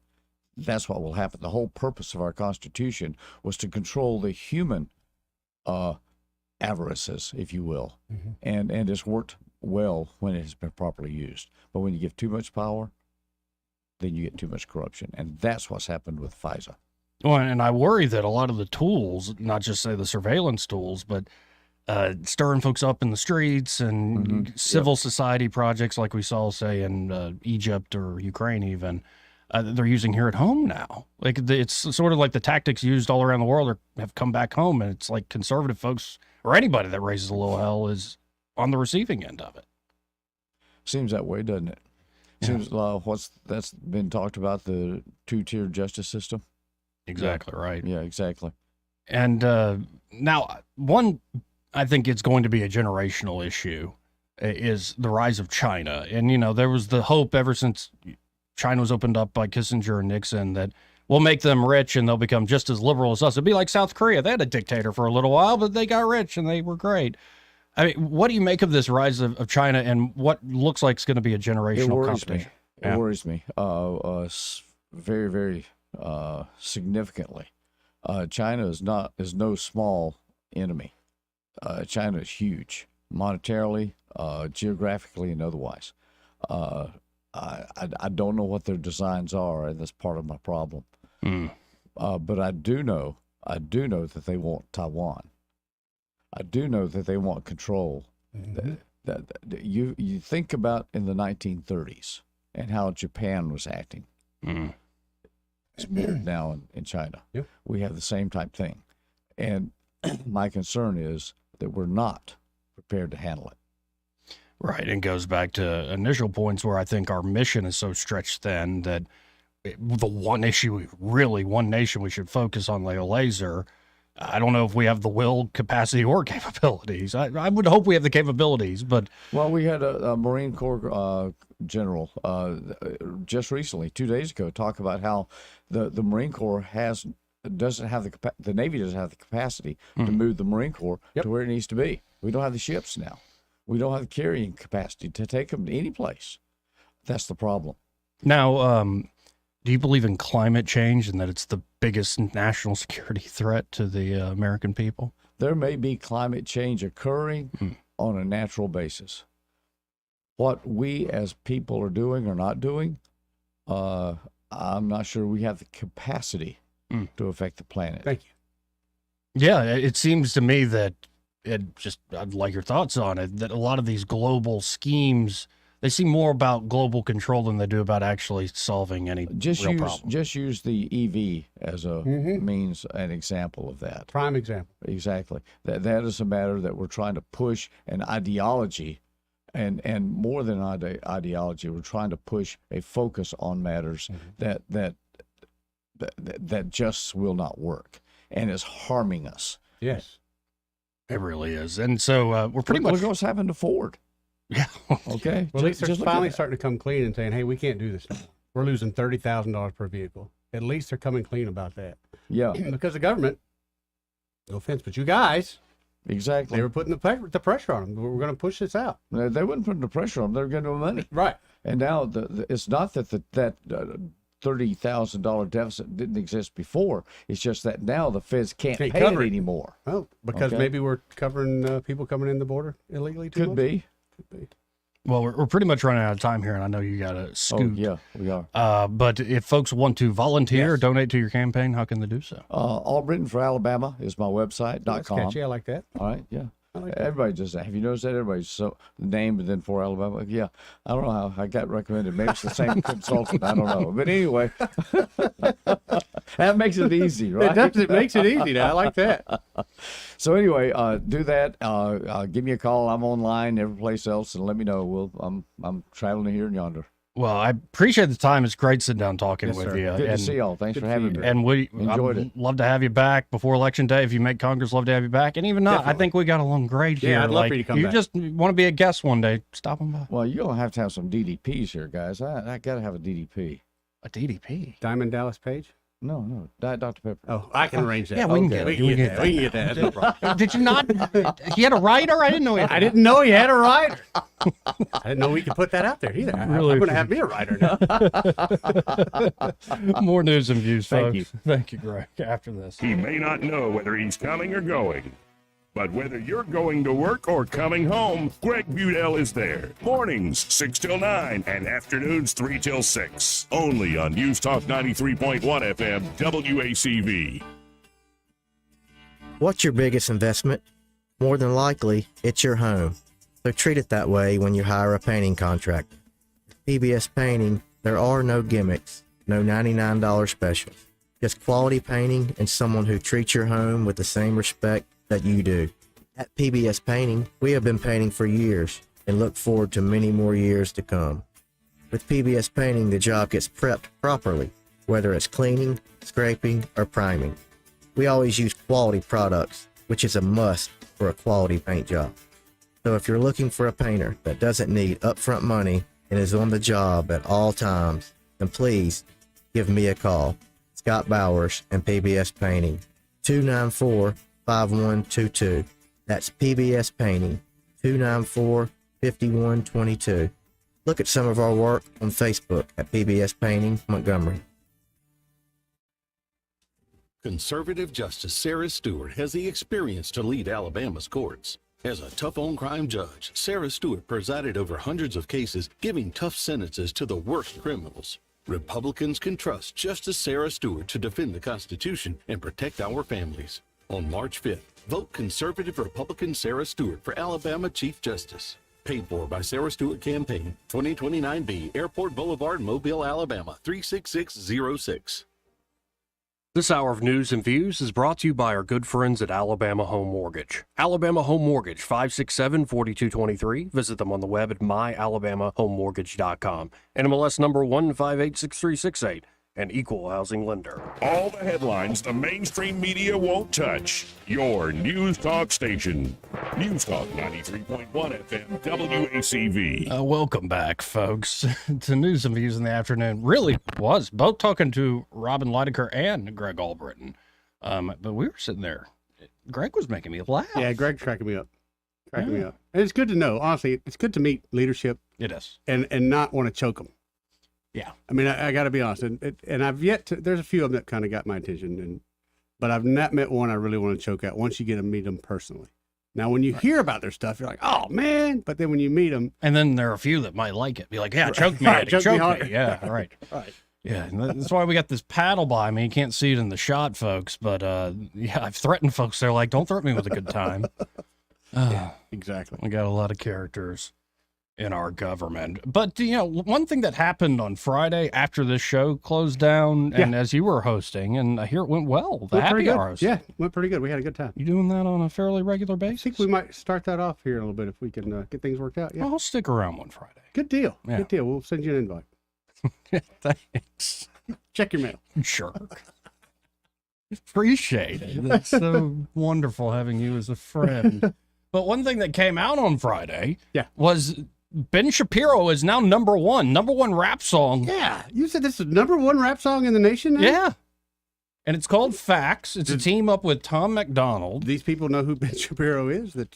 Yeah, no, even he calls that, like, the rap is actually pretty daggum good. Okay. Like, I'm serious. Like, I'm surprised. It's not amazing. It's not, you know. It must be pretty good. It's number one It's not rap the Carter song right 2 now. by any means. But Is he going to team up with Cardi B and them next? Is that kind of how this thing's going to go? Well, he disses, like, there are disses in the track and the flow. So disses? Yeah, here's the beginning of the song.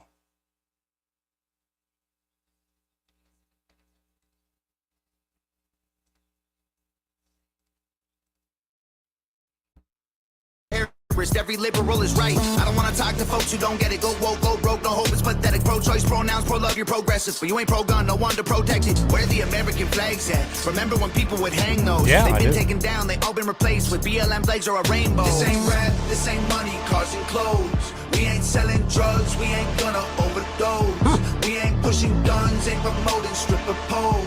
We won't turn your sons into thugs or your daughters into hoes. I don't care if I offend you. I was put here to upset you. Okay, now, and pausing it there, you're seeing, like, Shapiro's in the shot, and he's wearing, like, a hoodie with the hood up. Yeah, okay. And the shirt just says Facts, but it kind of looks like the old Dare. That's what it looked like. The Dare thing is what I thought it was. Yeah. So we're going to keep going here, and it, like, starts to go into Shapiro's actual rap here. Ask myself what would Ben do? Let's just keep it real facts. Don't care how you feel, man. If you want my pronouns, I'm the man who don't respect. let's look at the stats. I've got the facts. My money like Lizzo, my pockets are fat. Homie, I'm epic. Don't be a whack. Dog, it's a yarmulke, homie, no cap. Look at the graphs. Look at my charts. You're blowing money on strippers and cars. You go into prison, I'm on television. Dogs, no one knows who you are. Keep hating on me on the internet. My comment section all woke Karens. And I make racks off compound interest. Y'all live with your parents. Nikki, take some notes. I just did this for fun. All my people download this. Let's get a Billboard #1. This ain't rap, this ain't money, cars and clothes. And yeah, they got that Billboard #1. And Nicki Minaj put out a tweet or a post and was just like, yeah, actually nicely done. Oh, not clowning him. That gave him credit and Celebrating everything. him. How about that? Yeah. So I didn't expect on my 2024 bingo card for Ben Shapiro to have the #1 rap song in the nation. Although, if you would have told me it was Ben, I would have thought, man, that voice sounds familiar. But since you told me that ahead of time, it just made me giggle when I started hearing him rap. That's not what I imagine a rapper. What did he say? It's a yarmulke, homie, no cap. Right. But and in the way he said it, it's just a nerd. You can't shake the nerd. You can't shake it. I don't care if you're rapping or not. Yeah, no, it's like he talks fast enough. If Yeah. you got good enough, Got the speed down. Yeah, all right. Yeah. What a day and age we live in, where it's very serious. Things seem to be falling apart, and you get these little moments of levity that really. Well, you have to. You have to stop and laugh, because if not, man, you drive yourself crazy. And that's intelligent. To me, that's an intelligent person that can kind of remove themselves out of that situation, take a look at it at 10,000 square feet, and then find a little bit of humor. Now, somebody can help you do that with one of your biggest purchases in life. Yeah. Kind of step back, look at it from 10,000 feet. Alabama Home Mortgage. Oh, yes, you can.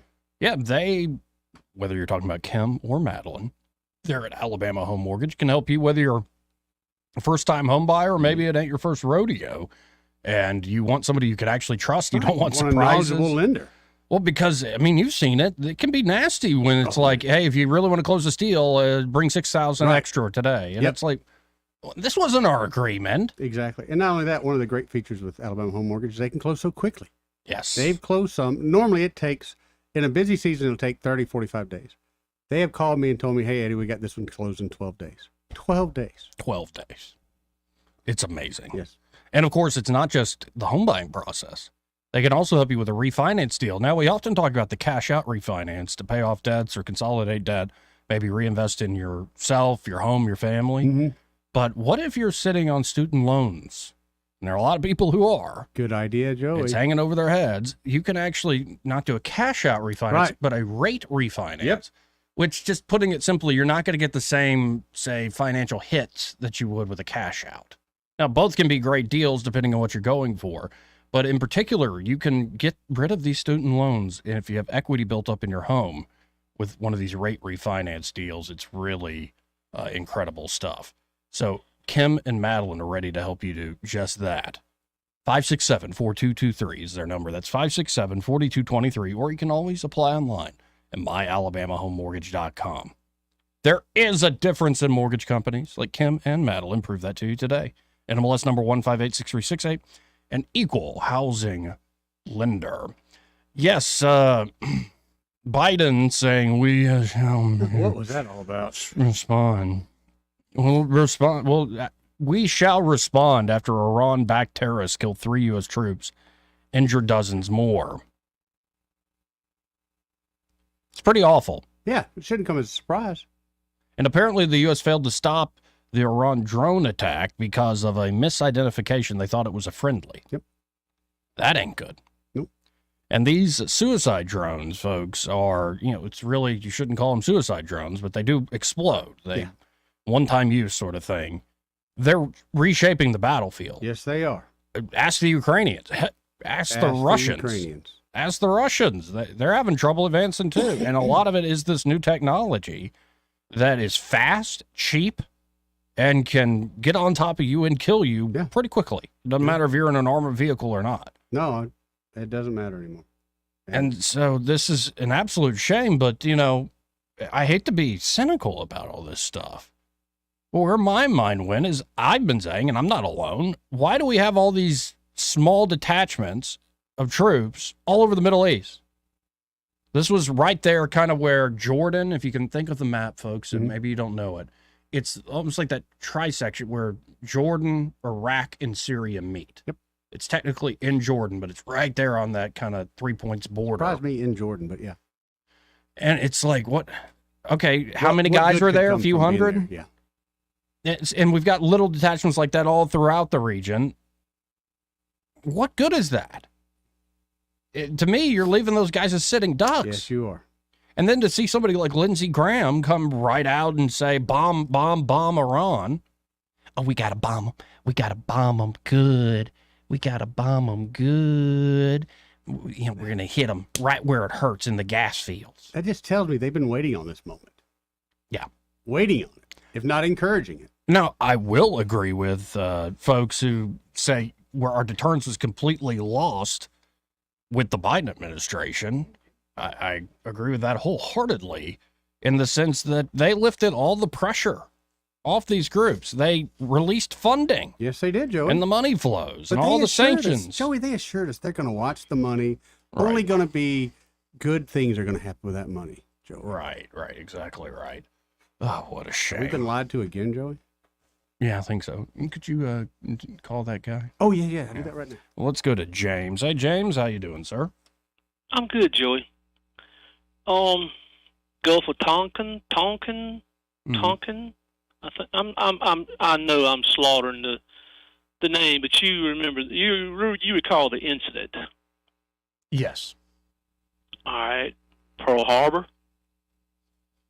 Right. Lusitania. Remember the Maine? What I'm suggesting, Joey, is, and I'm not making light of the loss of life. Right. There has to be a target and something to outrage others. I think the classic American example, James, is when President Polk sends down who would become, famous names during the Civil War like Grant and Lee. But in particular, sends Grant down there in a big detachment, and he says, To okay, Mexico? To Mexico, but don't you dare shoot Mexico. Don't you shoot at their troops. Don't you fire first, but you just do enough to get them to fire at you. Right. And then we it can doesn't have matter how far over the line you go, right, Joey? Exactly right.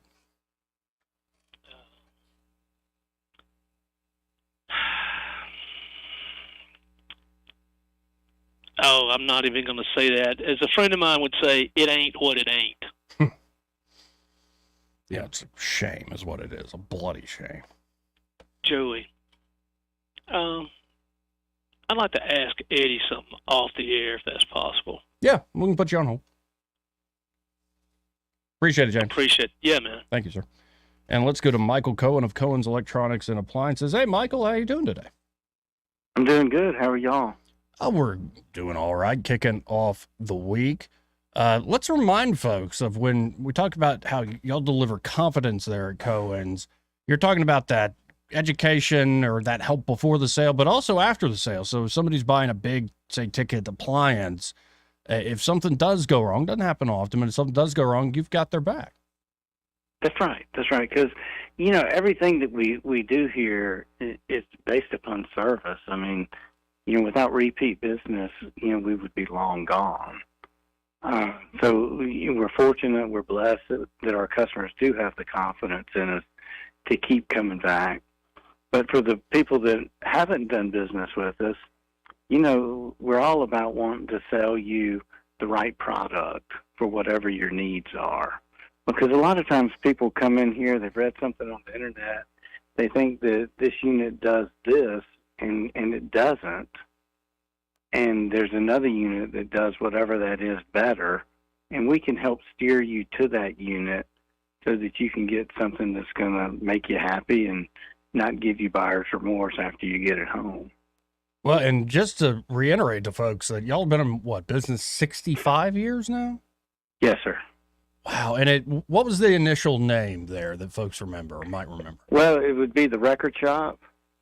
My dad and his dad and brother or my uncle had something called Cohen Amusement, and that was jukeboxes and cigarette machines in the 40s and 50s. And in 57, my dad split out and just did the record shop, which started downtown, very quickly moved to Normandale, where I think he had 2 different locations that he had to increase the size of each one. And then in 77, we moved to our current location on the bypass. Well, there you go. And I know for generations, folks have been coming back. My grandfather's used you. My dad's used you. I'm a customer, very happy one at that. So, folks, you got to get by Cohen's today. You can always go to thinkcohens.com and kind of shop from home. But I really encourage you to stop by in person, 2515 Eastern Boulevard here in Montgomery. They open 9 to 6 Monday through Friday. And was it 9 to 4 on Saturdays? That's right. Well, I appreciate it. We need to get you out there having some babies so that they can shop here, and we'll have another generation of the Clarks. I appreciate the vote of confidence. You can always adopt. No. Oh, it looks like this parachute is actually a backpack. Oh, no. All right. I guess. Oh, no. All right. Have a great day. You too, Michael. Appreciate you. Final hour of news and views on a Monday when we come back. Broadcasting from the Riverside Chevrolet Master Control Center, this is WACV Cusana, News Talk 93.1 FM. When it's Chevy, it's Riverside. Well, that's SRN News. I'm John Scott. Still awaiting President Biden's response to a drone attack in Jordan that killed 3 U.S. service members and injured 34 others. In consumer news, U.S. auto safety regulators will not seek a recall after a 7-year investigation into complaints alleging that more than 1 million Dodge and Ram vehicles can roll away after being shifted into park.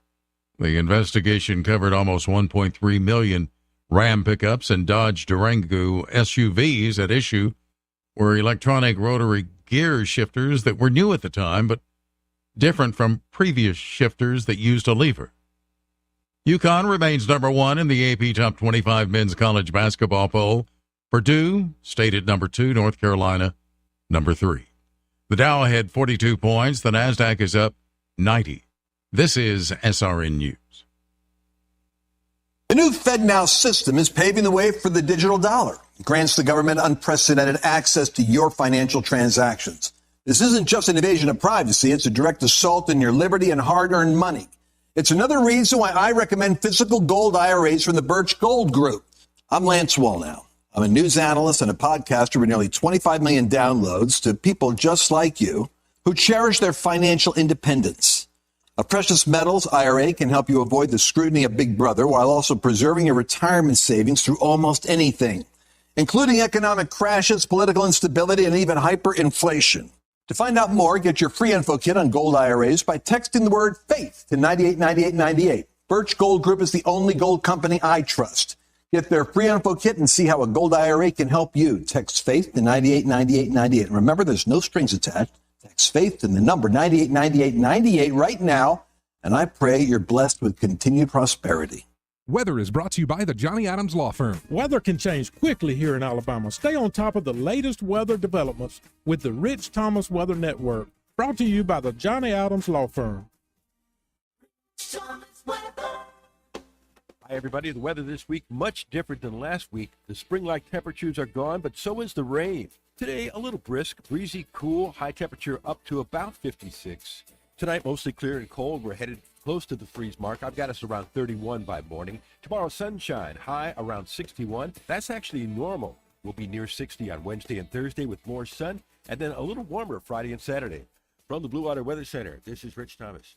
At CB&S Bank, we've been meeting the needs of our customers since 1906. Need help setting up new business goals? Our line of commercial loans can help you achieve them. Go to cbsbank.com to find a location near you. All loans subject to credit approval, member FDIC, and equal housing lender. 1819 News. Well, the list of challenged library books submitted to the Alabama Public Library Service is now out and visible to the public. A total of 83 books have been submitted by Alabamians to this online list, which was created by the APLS in September of 2023. Some of those books have LGBTQ content, while others are religious or political in nature, including books that were written by talk news icon Rush Limbaugh. State librarians will review the books for inappropriate content to determine if they should go on the bookshelves for children. The APLS did not make the list public when it was first created, saying it will only be used as a reference guide for library employees, but repeated calls from the public have now prevailed, and the list is out. I'll be back with more Alabama stories after this. Are you enjoying 1819 News? If so, consider joining 1819 News as a member. As a nonprofit news organization, we depend on the support of Alabamians like you. Memberships start out as little as $5 a month, and you'll get access to exclusive content only offered to our members. You'll be supporting independent journalism done by people who cherish Alabama values. Become a member today by visiting 1819news.com and clicking Become a Member. That's 1819news.com and click Become a Member today. Police are charging a woman with attempted murder after shots were fired into the air at the end of a basketball game at Hueytown High School. 30-year-old Unithia Shackelford is the mother of one of the teens who got into a dispute with others after the game between Hueytown and Leeds High School. A sheriff's deputy covering the game was called outside when Shackelford fired the shots and then fled the scene. And the Polar Plunge held in Dothan over the weekend was able to raise $18,000 for the Dothan Special Olympics and therapeutic programs in that area. The Polar Plunge was held at the Doug II Recreation Center. I'm Andrea Tice. For more news affecting Alabamians, go to 1819news.com. And while you're there, subscribe to the daily newsletter. This hour of News and Views is brought to you by our good friends at Cole Plumbing, 279-8919. Cole Plumbing is number one in the number two business. You don't have to dig a hole. They have proprietary pipelining technology. Ask them about their tankless water heaters. Remember, when you have trouble with your bowl, call on Cole. The views and opinions of the following program are solely those of the host and other contributors. These do not necessarily represent those of Liberty Acquisitions 825, Blue Water Broadcasting, its management, staff, or any advertisers.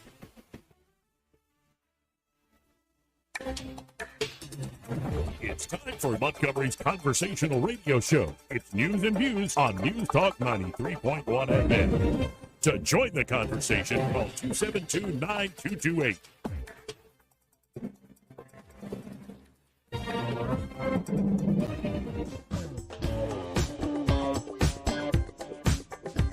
is how you conduct yourself in a democracy. Joey Clark. Welcome back to News and Views in the afternoon. I'm Joey, he's Eddie. How you doing, Eddie? I'm doing good, bro. Now, light thing here. Did you see the good old, what's the name? Stop it, Joey. Stop it, Joey. Stop it, Joey. Hairy legs. Those days, you remember the straight race, you'd bang them on the curb, get them rusty, put them in the rain barrel, get them rusty.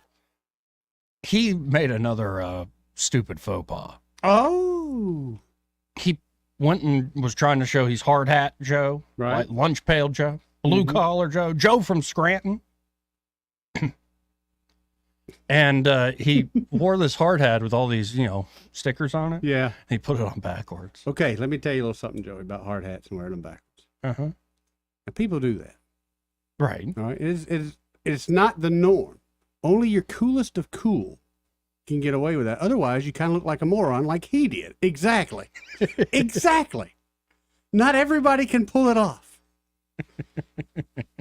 Very few can pull it off and not look like Mr. Dumas. Right. But here's the deal. Snopes initially came out. The fact check fact checkers, yeah.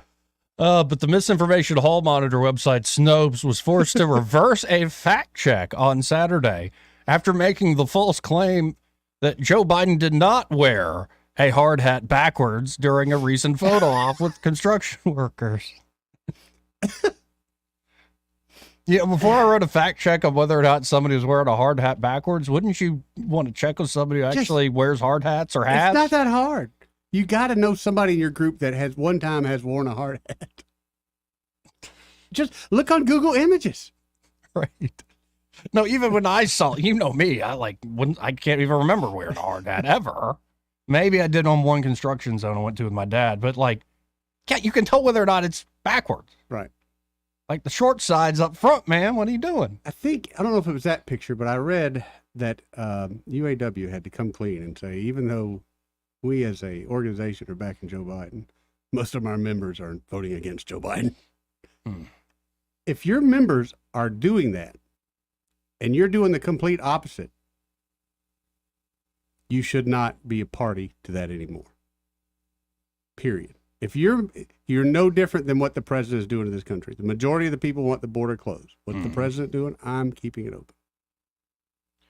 So it's beautiful to see that Snopes, once regarded as, I mean, if Snopes says it's fake, it's probably fake. They got bullied on Twitter Yeah, they into literally got admitting, bullied yeah, into we it. got this one wrong. Bullied into it. Yeah, they literally had a picture of it, and it said, claim Joe Biden wore a hard hat backwards. False. And it's like, no, Snopes, you're just fake news. Fake news, very fake news. I mean, it looks just like it's just a special ed feature there with that hard hat on and him. It just Now, not a but good could look. I shift gears a little bit and give you the number one, like, leftist talking point, or just Democrat talking point? Don't have to be a leftist. Sure. It could just be a Democrat. But the talking point from the left about President Trump. Trump? He's a rapist! What? $83 million for rape! Okay, you and me both can say anybody that reads that and reads anything about her and has any common sense would quickly go, "Oh, this is messed up." Yeah. Yet a jury? It was a jury, Joey, that found this? Yeah. It's a joke. To say the least. But I was wondering if Trump had to pay $83 million to a woman who I think made this up. Yeah. How would she make it up? She's literally on national TV with Anderson Cooper and made that queen uncomfortable when she said, yeah, rape fantasies are great. Yeah. Sound like a lot of fun. Right. We could go down the list. But if Trump has to pay $83 million to her, how much do the American people get paid for, Congress raping Lady Liberty all these decades? And I don't think that's a fishing story. I think we got plenty of proof of it. I think you're right there, Joe. But that's, again, we're right into 2024. And Trump said he don't even know her. Right. I don't even know this lady. But Nikki Haley came out and said, quote, I absolutely trust the jury in the E. Jean Carroll case. Okay, this is the same lady who wants to know your name, your address, and where you live, your driver's license number, so you can be on the internet. So therefore, anything you say on the internet, she can come to your house and say, Joey, you're going to jail now. She doesn't believe in land of the free. No, she doesn't. And why is she saying this? Because the guy who's backing her there to stay in the race, I think Soros? he now pulled it. Guy named Reid Hoffman. Oh, they pulled this weekend, I think, didn't Yeah, but before he pulled it, you know who else Reid Hoffman was funding? Who that? The Jean Carroll case. By the way, the judge in that case was the mentor of Carroll's lawyer. I heard that.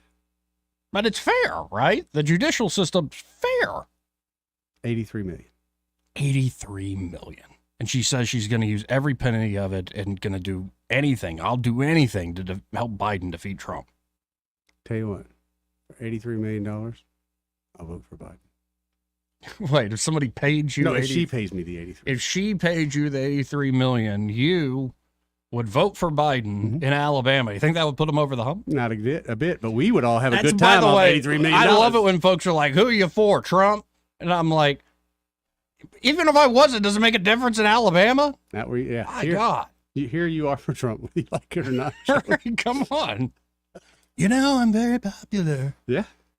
No place like Alabama, beautiful Alabama.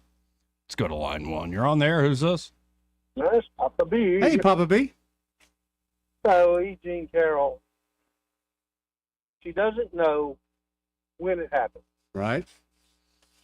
She doesn't know the day, the year. Doesn't know if. And she can't even be sure of the decade. She doesn't know the time of day. The place where she says it happened has no evidence that he was even there, no video evidence, nothing. And this case is already gone to trial, and her charges have been thrown out. Okay? Mm-hmm. As far as the criminal end of things. So, but because they had to keep her going, they made up a whole new law. Yep. Right. Just to be able to get her, quote unquote, case to court. So that she just has to say that it happened. She doesn't have to have any proof. Right. But just to say it happened, well, we have to investigate and we have to have a trial. That's how crazy-eyed this is. In the Trump trial, the defense lawyer was not able to present any evidence. Yeah, but at least he might be a rapist, but at least he's not a murderer. Yeah. So, I mean, so this was a trial with a foregone conclusion. Yep. They knew what they wanted to do, and they got this headline, $84 million, whatever it is.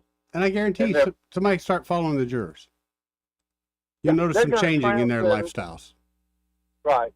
All of that is going to be thrown out just as soon as, it gets to a judge that has any kind of moral substitute at all. Anybody can take just at a glance look and realize this was just BS. made up out of whole cloth. Now, but Papa B, you say all that, but again, I don't want folks to just take my word for it. This is Meet the Press yesterday. Well, Here's there you go right there. Kristen Welker asking Nikki Haley the question. Going anywhere. All right, let's talk about the court cases. On Friday, a jury ordered Donald Trump to pay writer E. Jean Carroll $83 million in damages for defamation. As you know, this was a year after a different jury found him liable for sexual abuse. You have said, and you repeated here, maybe it's fair, maybe it's not. But let me just ask you on the substance of the jury's ruling, should that be disqualifying to be president? I think the American people decide who should be disqualifying. I've always thought it's the same thing with the RNC picking the nominee.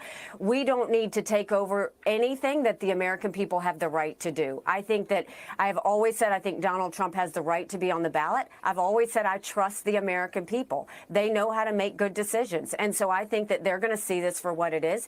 They see that he's completely distracted. They see that he's going on these rants about how he's the victim. And I think that's exactly what we don't need a strong leader to be. And so, these court cases are going to keep happening one by one. We're going to keep seeing him in a courtroom, and we're going to see him come out and do a press conference. That's not what you want a president to be. But more than that, that's not what we want Russia to see. That's not what we want China to see. And that's not what we want Iran to see. And what is unique about this case is that the jury has now ruled. They have found him liable of sexual abuse. Do you not trust the jury and their findings, Ambassador?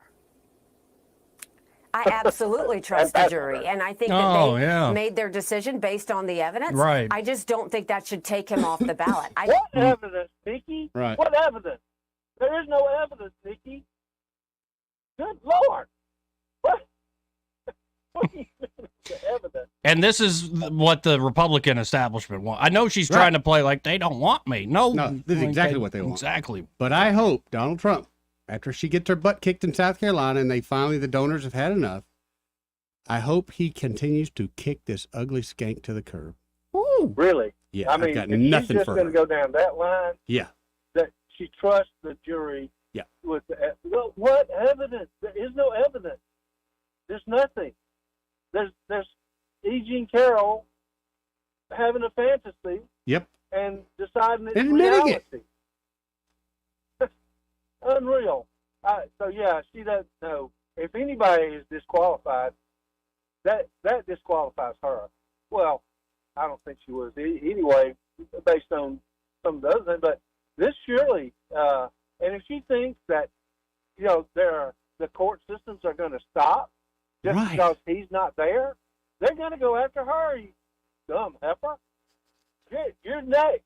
If you ever do get to be president. She ain't gonna make it. So, I don't want to hear it from folks like Nikki Haley. Nope. But they wanted the headline of some kind. Trump found guilty. Has to say this. That's what they wanted. They know it ain't worth the paper it's written on. They know it's not worth, and it's not going to stand up under, cross-examination by an appellate court. They just want the headline. Yep. Same way they want the headline by throwing them in jail. They're going to find a way to throw them in jail. So, you got to get a perspective on this.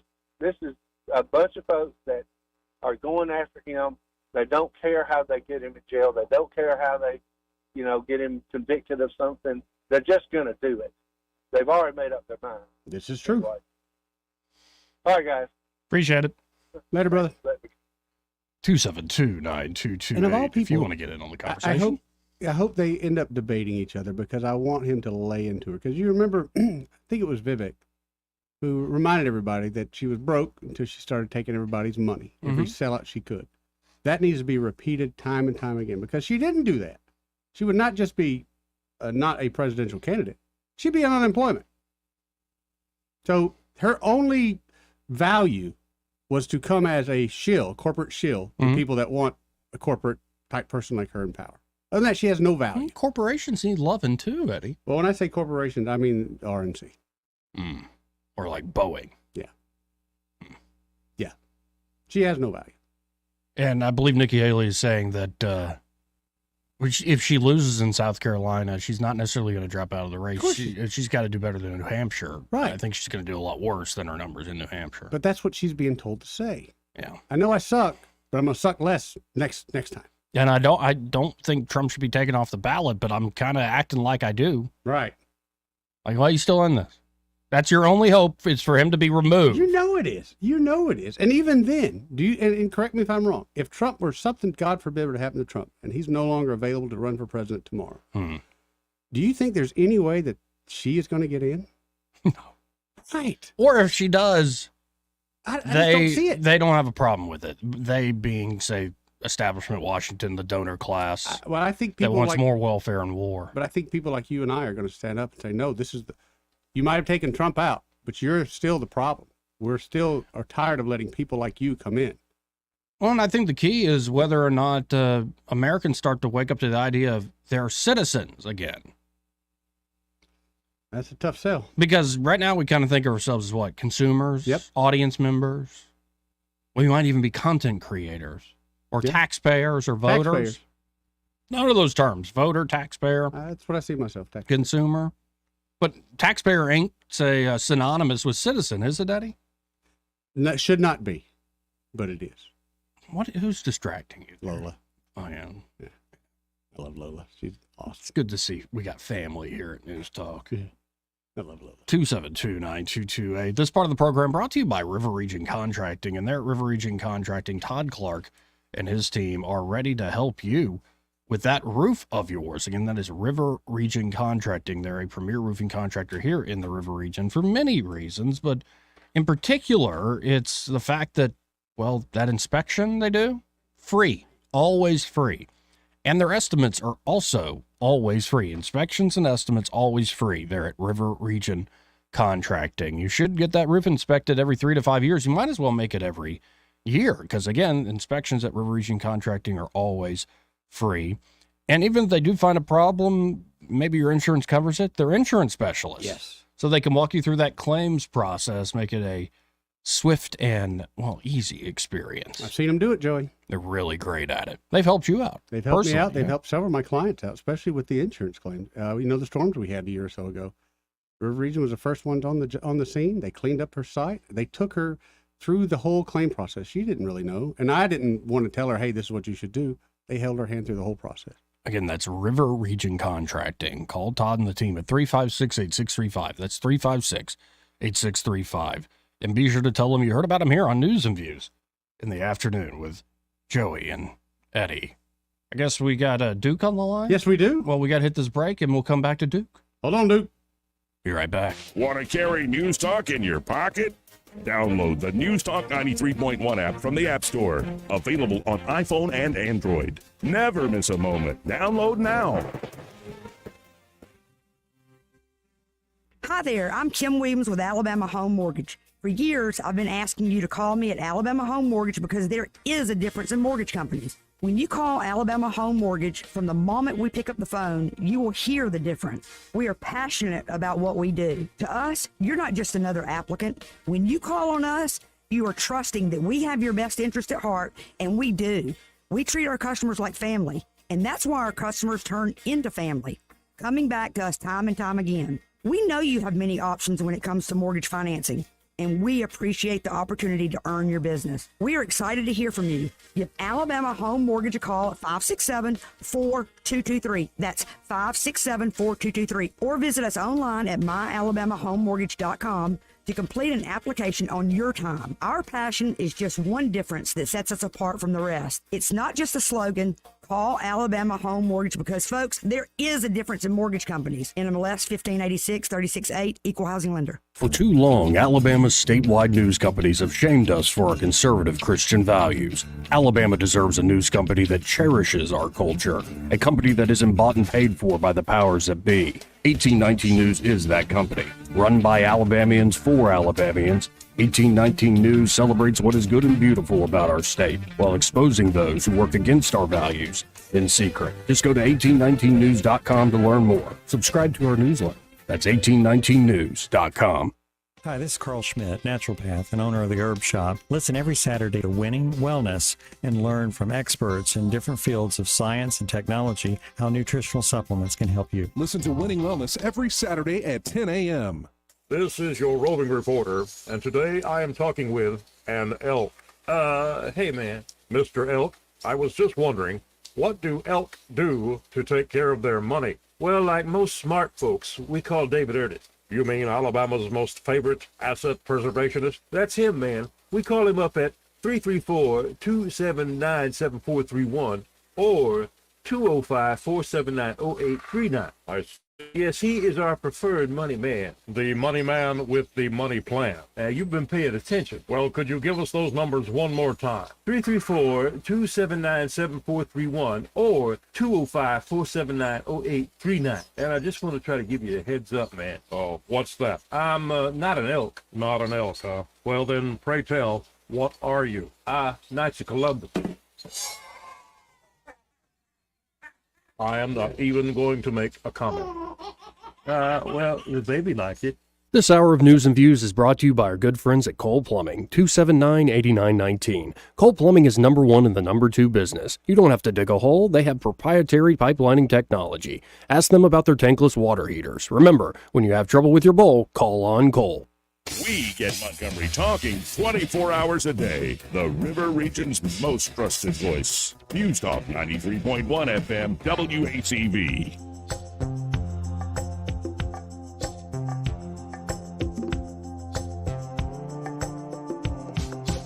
Joey Clark. Welcome back to News and Views in the afternoon. The number again, 272-9228. 9228. Let's go to Duke. Hey, Duke, how you doing? How you doing? How you doing, brother? Oh, pretty good. How you say the thing about the biscuit, the hair in the biscuit? Hanging in there like a hair in a biscuit. Yeah, I like that right there, boy. Now if you're half eaten in that biscuit, you don't. Hair and all got to go down when you're hungry just right. Why y'all trying to interfere with this battle round? We need this battle round between Nikki and Donnie from Queens. I would love that, wouldn't you? At this point, yeah, why not? I don't care. I think she's gonna go down. Oh, I mean, we'll have all the dead space out of a while.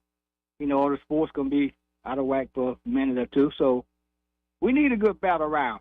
I think she'd give him a good round because she already called him out the other day. Yeah, because, corporate interests in the military-industrial complex don't have any mouthpieces that ever get time on the air. I just want to hear him go at it, though, because she told Donna the other day, said, she said, show me what you're working with. But I like that. What do you think? Show me what you're working with. I haven't heard that said in a while. The other day. Yeah, she told. Be careful who you say that to. I know she got to be careful with that. Nikki, excuse me, Nikki, I could show you what I'm working with, right? But I don't think you'd be ready for it, Nikki. I don't think be really careful. You couldn't handle it, Nikki. Hey, Donnie, can I ask you a question right quick, Donnie? Sure. Is it true that women had T-shirts talking about you can grab a handful if you wanted to a few years ago? Yeah, actually, that is true. Did, right? Yeah. Why you hesitating? I wasn't for sure if that was the case, but I do remember that in the hats. Duke, seriously, if a billionaire walked up to you and grabbed you by yours, you telling me you're just going to get all mad and start fighting them? So we're not running by Mickey. Who's that? If a billionaire, say Mark Cuban, walked up and just grabbed you by the, you get mad? Talking about some good looking woman. No. I said Mark Cuban. I know Mark Cuban grabbing than him, buddy. Grab a graveyard. That's what he grabbed. Huh? Grab a graveyard? Yeah, that's what he grabbed. Yeah. How about that now? Wait, you telling me if somebody reaches out and it's like instant death? I've had now. Me and my brother-in-law was out one year at what's this club called Ropers off of Vaughn Road.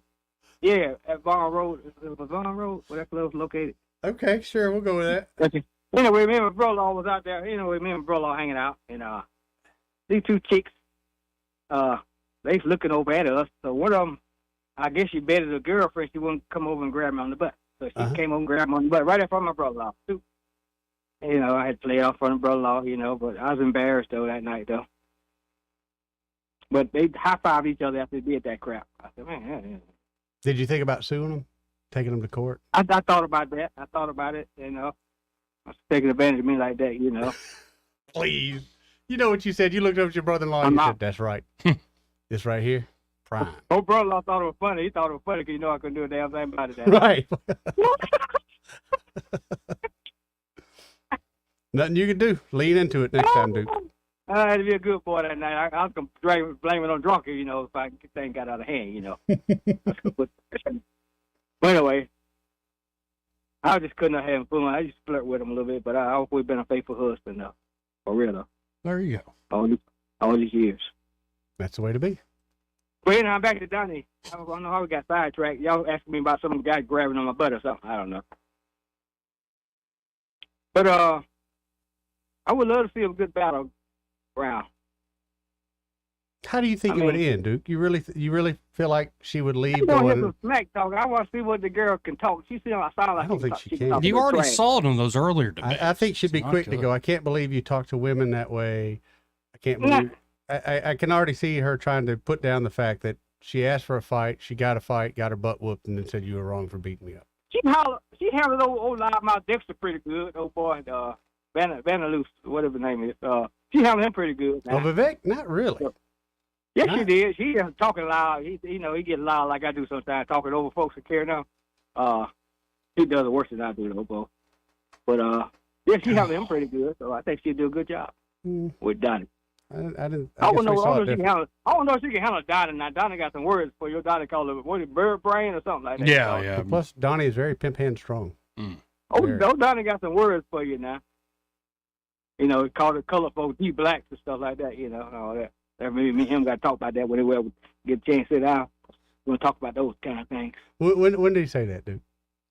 When he first come out, he got all these jobs for D-blacks. He said all these jobs. He talked for 4 years about the jobs he got for these D-blacks. So me and him got to sit down and talk about that one day with him. And what are you taking that to mean?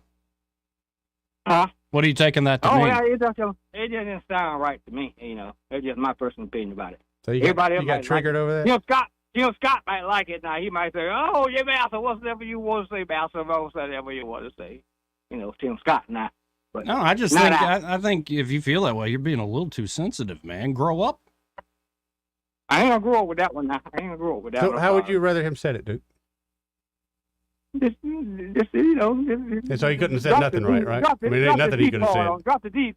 Just you know, black. So not D-black. D-black. Just say black. He said it in an ugly way, you know. I didn't just say that. I said I worked with Ice Cube. Oh, yeah. He's my homie. Hold on. Duke, have you heard the news about Snoop? Well, Snoop did. Snoop says him and Donald Trump, we got the actual quote. they're homies here. now. Yeah. I heard Snoop talking. Yeah. Yeah, Snoop Dogg says praise Trump, says nothing but love and respect for Donald Trump. That's right. That's what I'm saying. You know, I can see part of, you know, Trump in myself a little bit because, you know, I'm strong and I hold my ground pretty good. And so we can relate to him because I told you he got some brother in him. So we can relate to Trump. Yeah, here's the full quote. He says, Donald Trump, he ain't done nothing wrong to me. He has done only great things for me. We can relate. You know, Wait, so folks, are you going with Snoop Dogg or are you going with Taylor Swift? Choose. Or Taylor, Taylor, my Mayberry girl. You know, I gotta keep my Mayberry girl on the side. You know? I think you'd Hey, be so disappointed. You know, Duke, how ironic, because Mayberry Girl sounds like the least Mayberry thing I've ever heard, all right? Well, no, like the one, the Amish girl with the little Amish hat, the little fancy Amish hat. That's what I Yeah, want. during Rumspringer. Yeah. Taylor Yeah, kind of reminds that's me going of to one be of those Taylor kind of Swift girls. for you, buddy. Huh? I think she's just good at paying people off, paying people to keep quiet. Right, Taylor. Yep. Oh, really? Yep. She tried to buy me all that when I left home back in the day. See, she'll buy anybody off. Yeah, she tried to buy me all. Yeah. You know, pick me old BB brain cat like me. You know. Shoot, boy. And I like said, that. Oh, and I boy. said, excuse me, and I said to the blacks, do you want to go with Snoop Dogg or do you want to go with Taylor Swift? I mean, the choice is easy. She's like a Nazi Barbie. Good point. It's becoming And I so don't think- ridiculous in 2024 already. It really is. And we've just I'm begun, telling you, Joey. boy, Hell But of a don't y'all try to playoff throw weekend, some though. salt I in watched this both fight. games. Good stuff.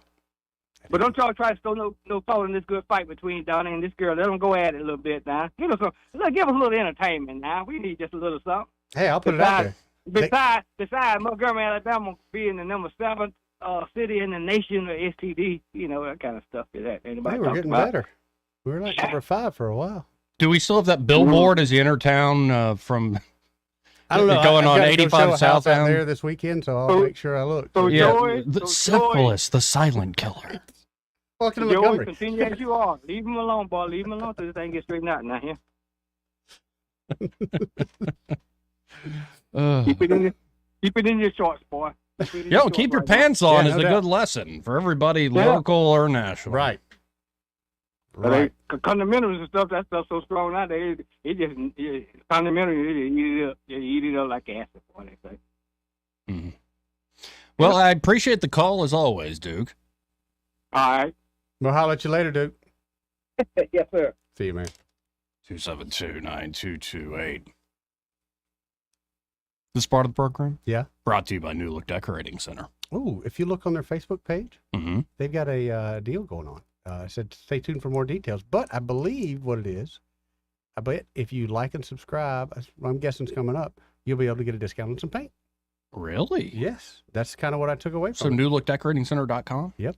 And I think that's really great. Great idea. It's a great way for people to introduce themselves to their Facebook and their website, but also they'll go in the place with already getting a discount, and the knowledge you're going to get, not a discount.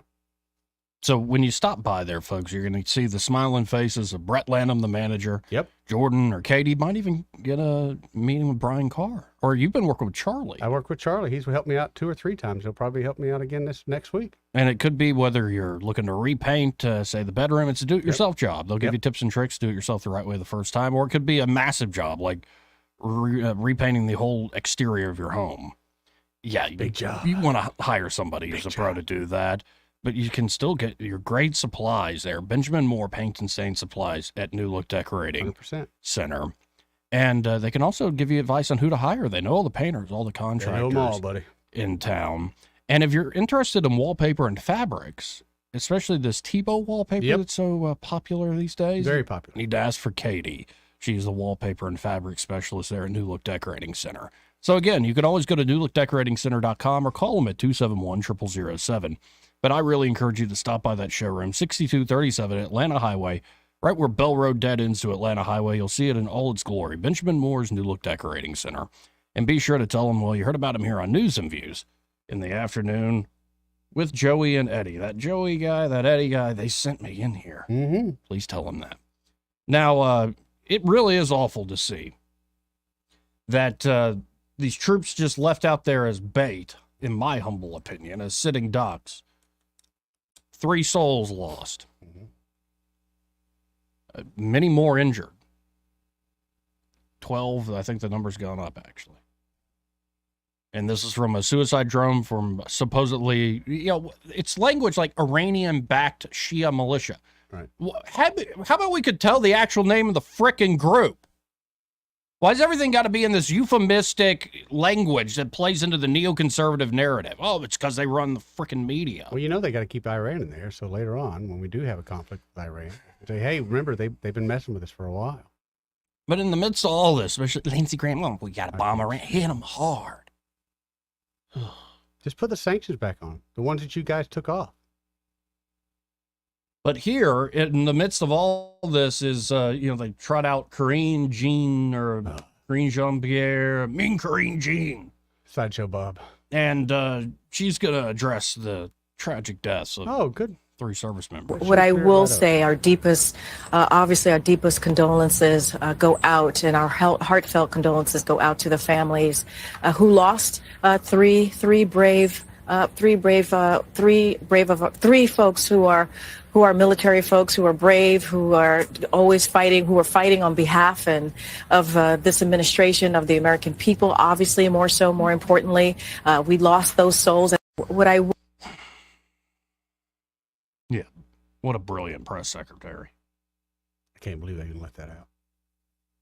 That was live on MSNBC. Oh, there we go. Oh, I can't believe MSNBC didn't go to a break and told her, hey, get your crap together. We're going to come back, give it another go. Right. Jeez. But to more on this issue, and guys that are definitely of the same mind as I, Tucker Carlson and Joe Kent. Do you remember Joe Kent? He ran for office, I think, up in the Northwest. Name sounds really familiar. He didn't quite make it, but let's see if this will play here. He said no, because apparently nothing works here. 272-9228 if you want to get in on the program. That's 272-9228. Yeah, well, Elon keeps making all these promises that this is going to work so well. This brand new... Are you still playing with technology? Yeah, I am. Exactly right. Well, while we're trying to get that to work, let's just go to Sam. I talked to Sammy. How you Hey, doing? Sam, what's up, buddy? We'll just go to Sam. I heard that. Hey, Joey, thank you for taking my call. Of course. Joined the show. Y'all sound good. But I was just going to chime in real quick. Last night, I was watching some of those YouTube videos I'm hooked on, and it went back to the 3 killed, and there's several videos. But I was looking at the map, and it was well explained where the outpost was. That got hit. It's right there at the border junction of 3 nations, and there's numerous Jordan. Oh, that's great, Sam. Jordan's one of the 3. Point of it is they were pointing out there's numerous factions of different. Yeah, but they're all, they like to say they've all got Iranian money and guns. Yeah, it's where Jordan, Iraq, and Syria meet. Jordan, Iraq, and Syria. Thank you, sir. Gracious host. Yeah, man. And it's just there's lots of people around there that just and accidents happen. I've seen it firsthand, and they're saying now that they were distracted by a drone that they were expecting back, and they thought it was a friendly that was coming in. It's just so bad. Because they do have, like, literally handheld. They look like future guns, but it's like drone jammers, signal jammers. It'll knock a drone right out of the damn sky.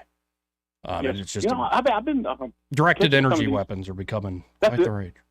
The directed microwave energy weapon. Yep. I've been trying to catch up, and it's absolutely horrific. Yep. Okay, that's all I got, man. I just appreciate it, Sam. Thank you, Sammy. Thank y'all. And this is Tucker asking Joe Kent about this whole situation. Combat veteran who lost his wife in one of these wars. He's running for Congress in Washington State in the 3rd Congressional District, and he has an interesting and highly informed perspective on this, and we're honored to have him join us now. Joe Kent, thank you so much for coming on today. So when you see all of this, and you hate to be cynical, but you really can't be too cynical when you're dealing with the war party in Washington. It did seem like a coordinated response very quickly, moments after the announcement of the tragic death of these American servicemen. What do you make of the response from both parties in Washington to the deaths yesterday?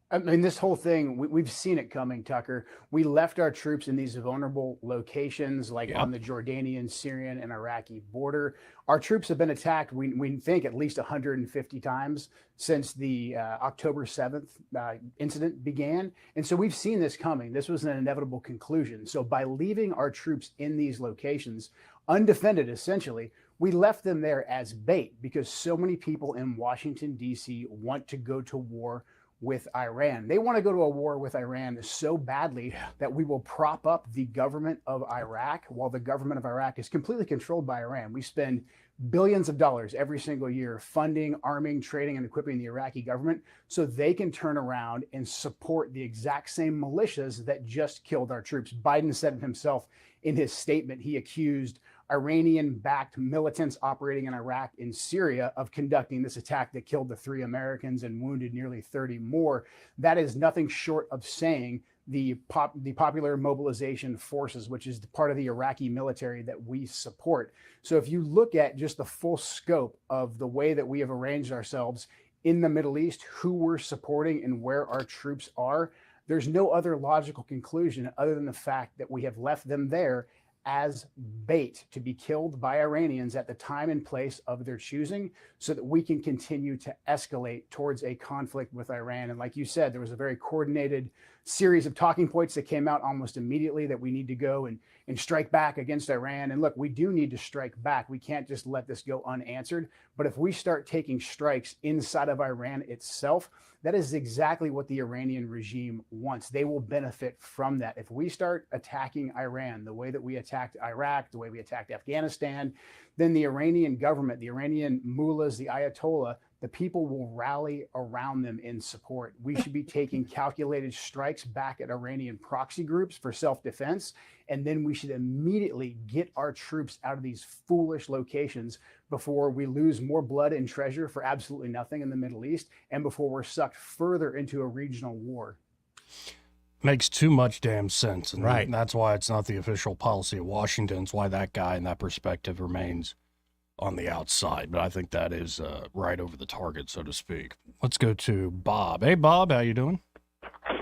Good afternoon. I heard a disturbing comment from Ted Cruz yesterday on Fox. He was being interviewed, and they was talking about how messed up our Republicans are, that they're not being independent and representing us. And he's talking about the power of Mitch McConnell that he has with money that he can send to your campaign to help you get reelected if you're in his court. And he said he and, 12 or 13 other senators tried to get McConnell out of the speakership position. And he said, let me tell you now, I don't get $1 for reelection.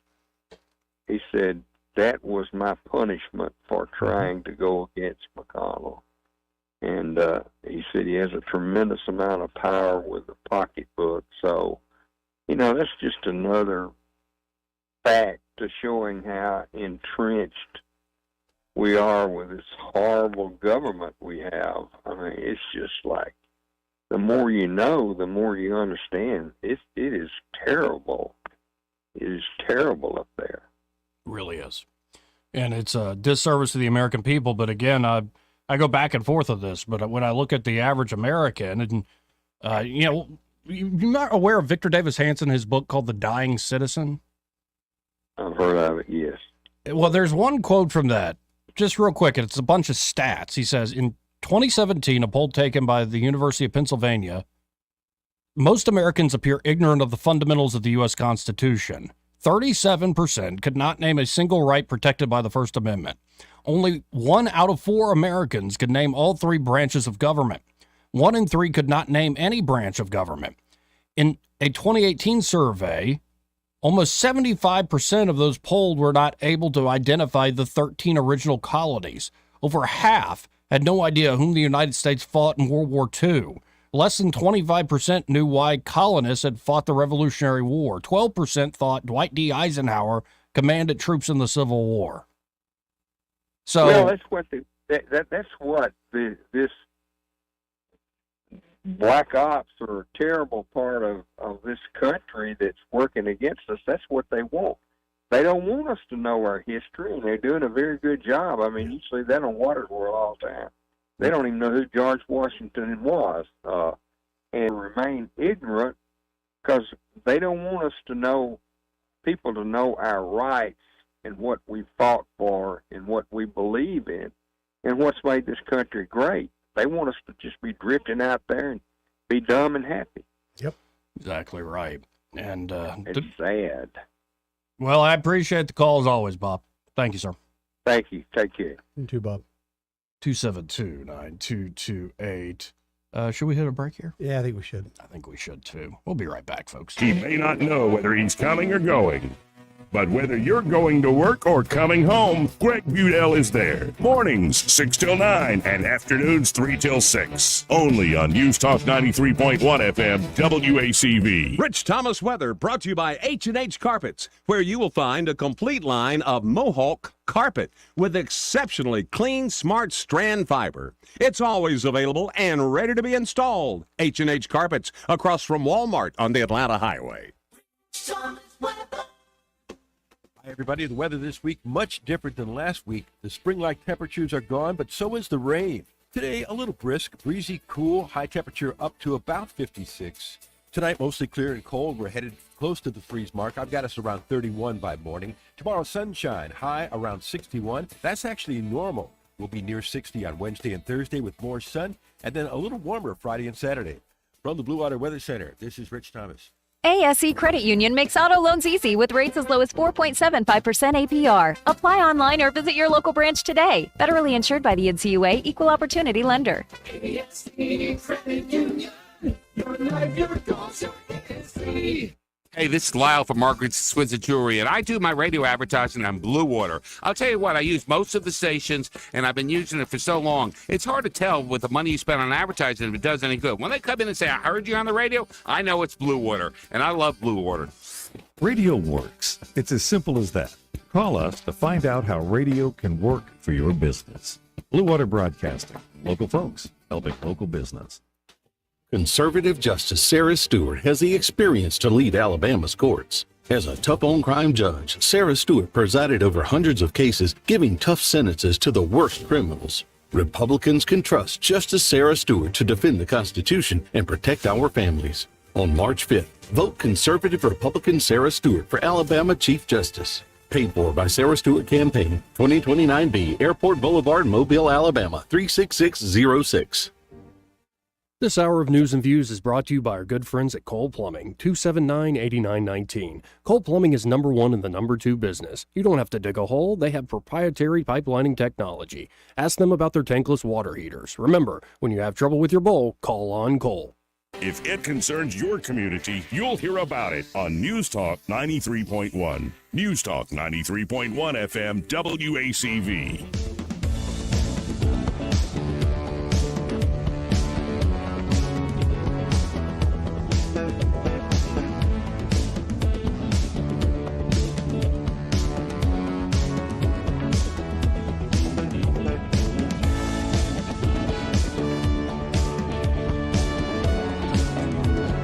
Joey Clark. Welcome back.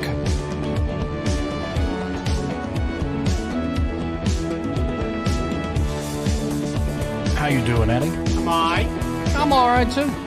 And let's see if Ray Bowles from Prattville Carpet's all right. Hey, Ray. Hey, guys. How y'all doing? My. All right. I'm headed home. Oh, I know you're all right then. Well, I just headed to the house to drop off some, what is it, tomato sauce? Because she said if I wanted to eat tonight, I had to go get some tomato sauce. So I said, yes, ma'am. Gotcha. Smart man. Sometimes you got to do what you got to do. Don't I know? Or like if your wife's been fussing about the floor, and the carpets look horrible, and the kitchen grout filthy, and just call me at 285-8117. We'll handle it for you. We'll take all the pressure off of you. You're going to be brilliant because he said, hey, call Ray about the carpet, and we're going to make you look like the king of the castle every time. I like that. Man, saving marriages. Yeah. I like that. Yeah, that's what we do around here. Yes, absolutely. I can't help you with politics anymore unless it's the library board. We are having a meeting February the 8th. I got in trouble because apparently I didn't tell enough people where the library board we were having a meeting. So I'll talk about that in the next few weeks. Okay. Until it happens. But that number's still at the store. Yeah, 285-8117. All day long. Give us a call today. We'll come out and give you that free measurement. Just that simple. And folks, when you call 285-8117, also be sure to tell them you heard Ray Bowles on the radio with Joey and Eddie. That's right. Guys, y'all have a great day. Thank you, Ray. I'll let you later, bro. Oh, we got about 5-6 shopping minutes here. Did we learn anything today? Well, we learned that we've got some good candidates in all We did. sorts We of met races. some really good candidates today. Like we've interviewed several folks from the District 6 race, Mhm. from the District 2 race, and now with Robin Leidecker had District 7 represented, at least on the right. Republican side. So good to see all the competition, though I do worry, to Greg Albritton's point, that we have a lot of folks walking around.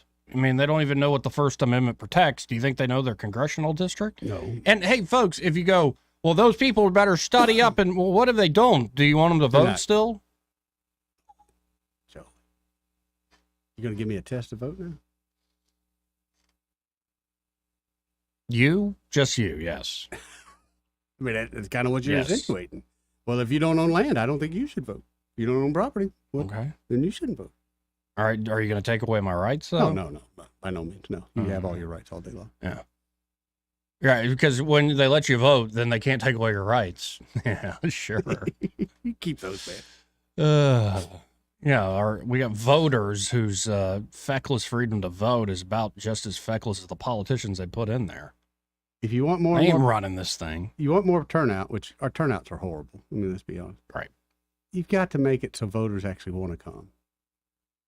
Let's offer free beer. There's a lot we just didn't get to today. So the UN for the longest time was a denial cover-up mode. Actually, Senator Katie Britt put out a big statement about how many folks were working with that UN organization in Gaza. Blew them up.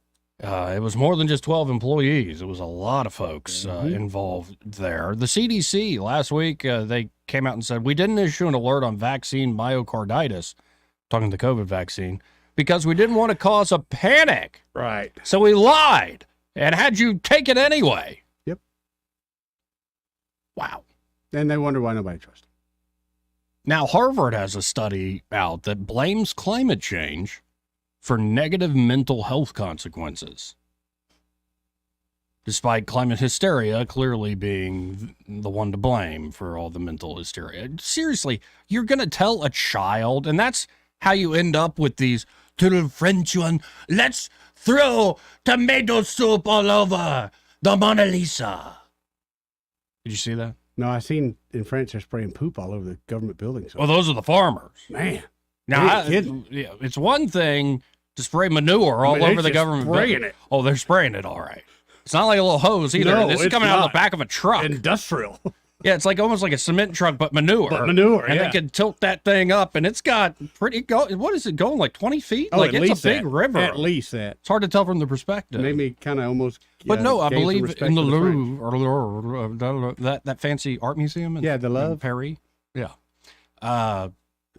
Yeah, these two betas walked in there and just threw tomato soup all over the Mona Lisa. Now it's covered as a case to protect it and stuff. What comes of that? What good comes No, of they that? got attention. Now we're going to agree with them on their mission to save the planet. I think the way they should get attention is once we catch them, we do a public flogging. Is it wrong of me when I see these videos of people blocking the road saying Germany or France or wherever that I'm just like, just keep driving? Oh, no, because I'm screaming. Gas it. Gas it. Phrasing, Eddie. Phrasing. I'm sorry. Oh, yeah. Hit it. Hit it. Just say. Dang. Whoa, man. Hold on. Don't go full Kanye on me. Get me whoa there. We can edit that out. We'll be fine. Yeah, I'll be sure to do that. Oh, man. And again, the Trump is a rapist thing. That was the big thing over the weekend. Yeah. Taylor Swift is a psyop to help promote Biden. It's another thing that's popular Did this you weekend. see the IRS contractor who leaked Trump's tax return has actually been sentenced? Yes, 5 years. And how much money? Like a couple grand? Right. And let's see who this is on line one. Hello. Hey, Joey, this is Patrick out of Montgomery. How you doing? Hey, Good. Patrick, how you Patrick? doing, bud? Doing well. I was going to say I appreciate you guys' coverage of all the candidates, man. It's been great listening to them, and I had a question for you. Sure. So it seems like a lot of the Republicans have talked about the budget, and correct me if I'm wrong, though. Have any talked about cutting entitlements? Not one that I can remember. Not outright. I mean, there might be some I could read between the lines that'd be up for reforms, but none of them have said it outright. Well, entitlements account for nearly 3/4 of federal spending, so I don't feel like I can take them seriously on the budget if you're not willing to talk about cutting entitlements. And I know that's hard, but it is what it is. Yeah. No, I agree with you wholeheartedly, but it's a shame that you don't win elections when you talk about restructuring entitlement benefits. It's a hard thing to talk about, and it'll be a hard thing for the American people, I'm sure, but it's something that needs to happen. I agree with you. I Something appreciate you definitely guys needs to be covering looked at. And am I going to see you at Chehaw State Park for this Libertarian convention and the debate we're having? How'd you guess, Joey? Well, I'm looking forward to it. I really am. I sent in the questions already, and we should be ready to go. It should be a fun time. Oh yeah, I got the pleasure to read over a couple of them. They look great, and I look forward to meeting you up there, Joey. I appreciate you. Thank you, Patrick. Thank you, sir. You too, man. So you want to get out of here? Yeah, I'm ready to go. Happy Hour with Greg Budell and the lovely and talented Rosie Brock. They're next. Broadcasting from the Riverside Chevrolet Master Control Center.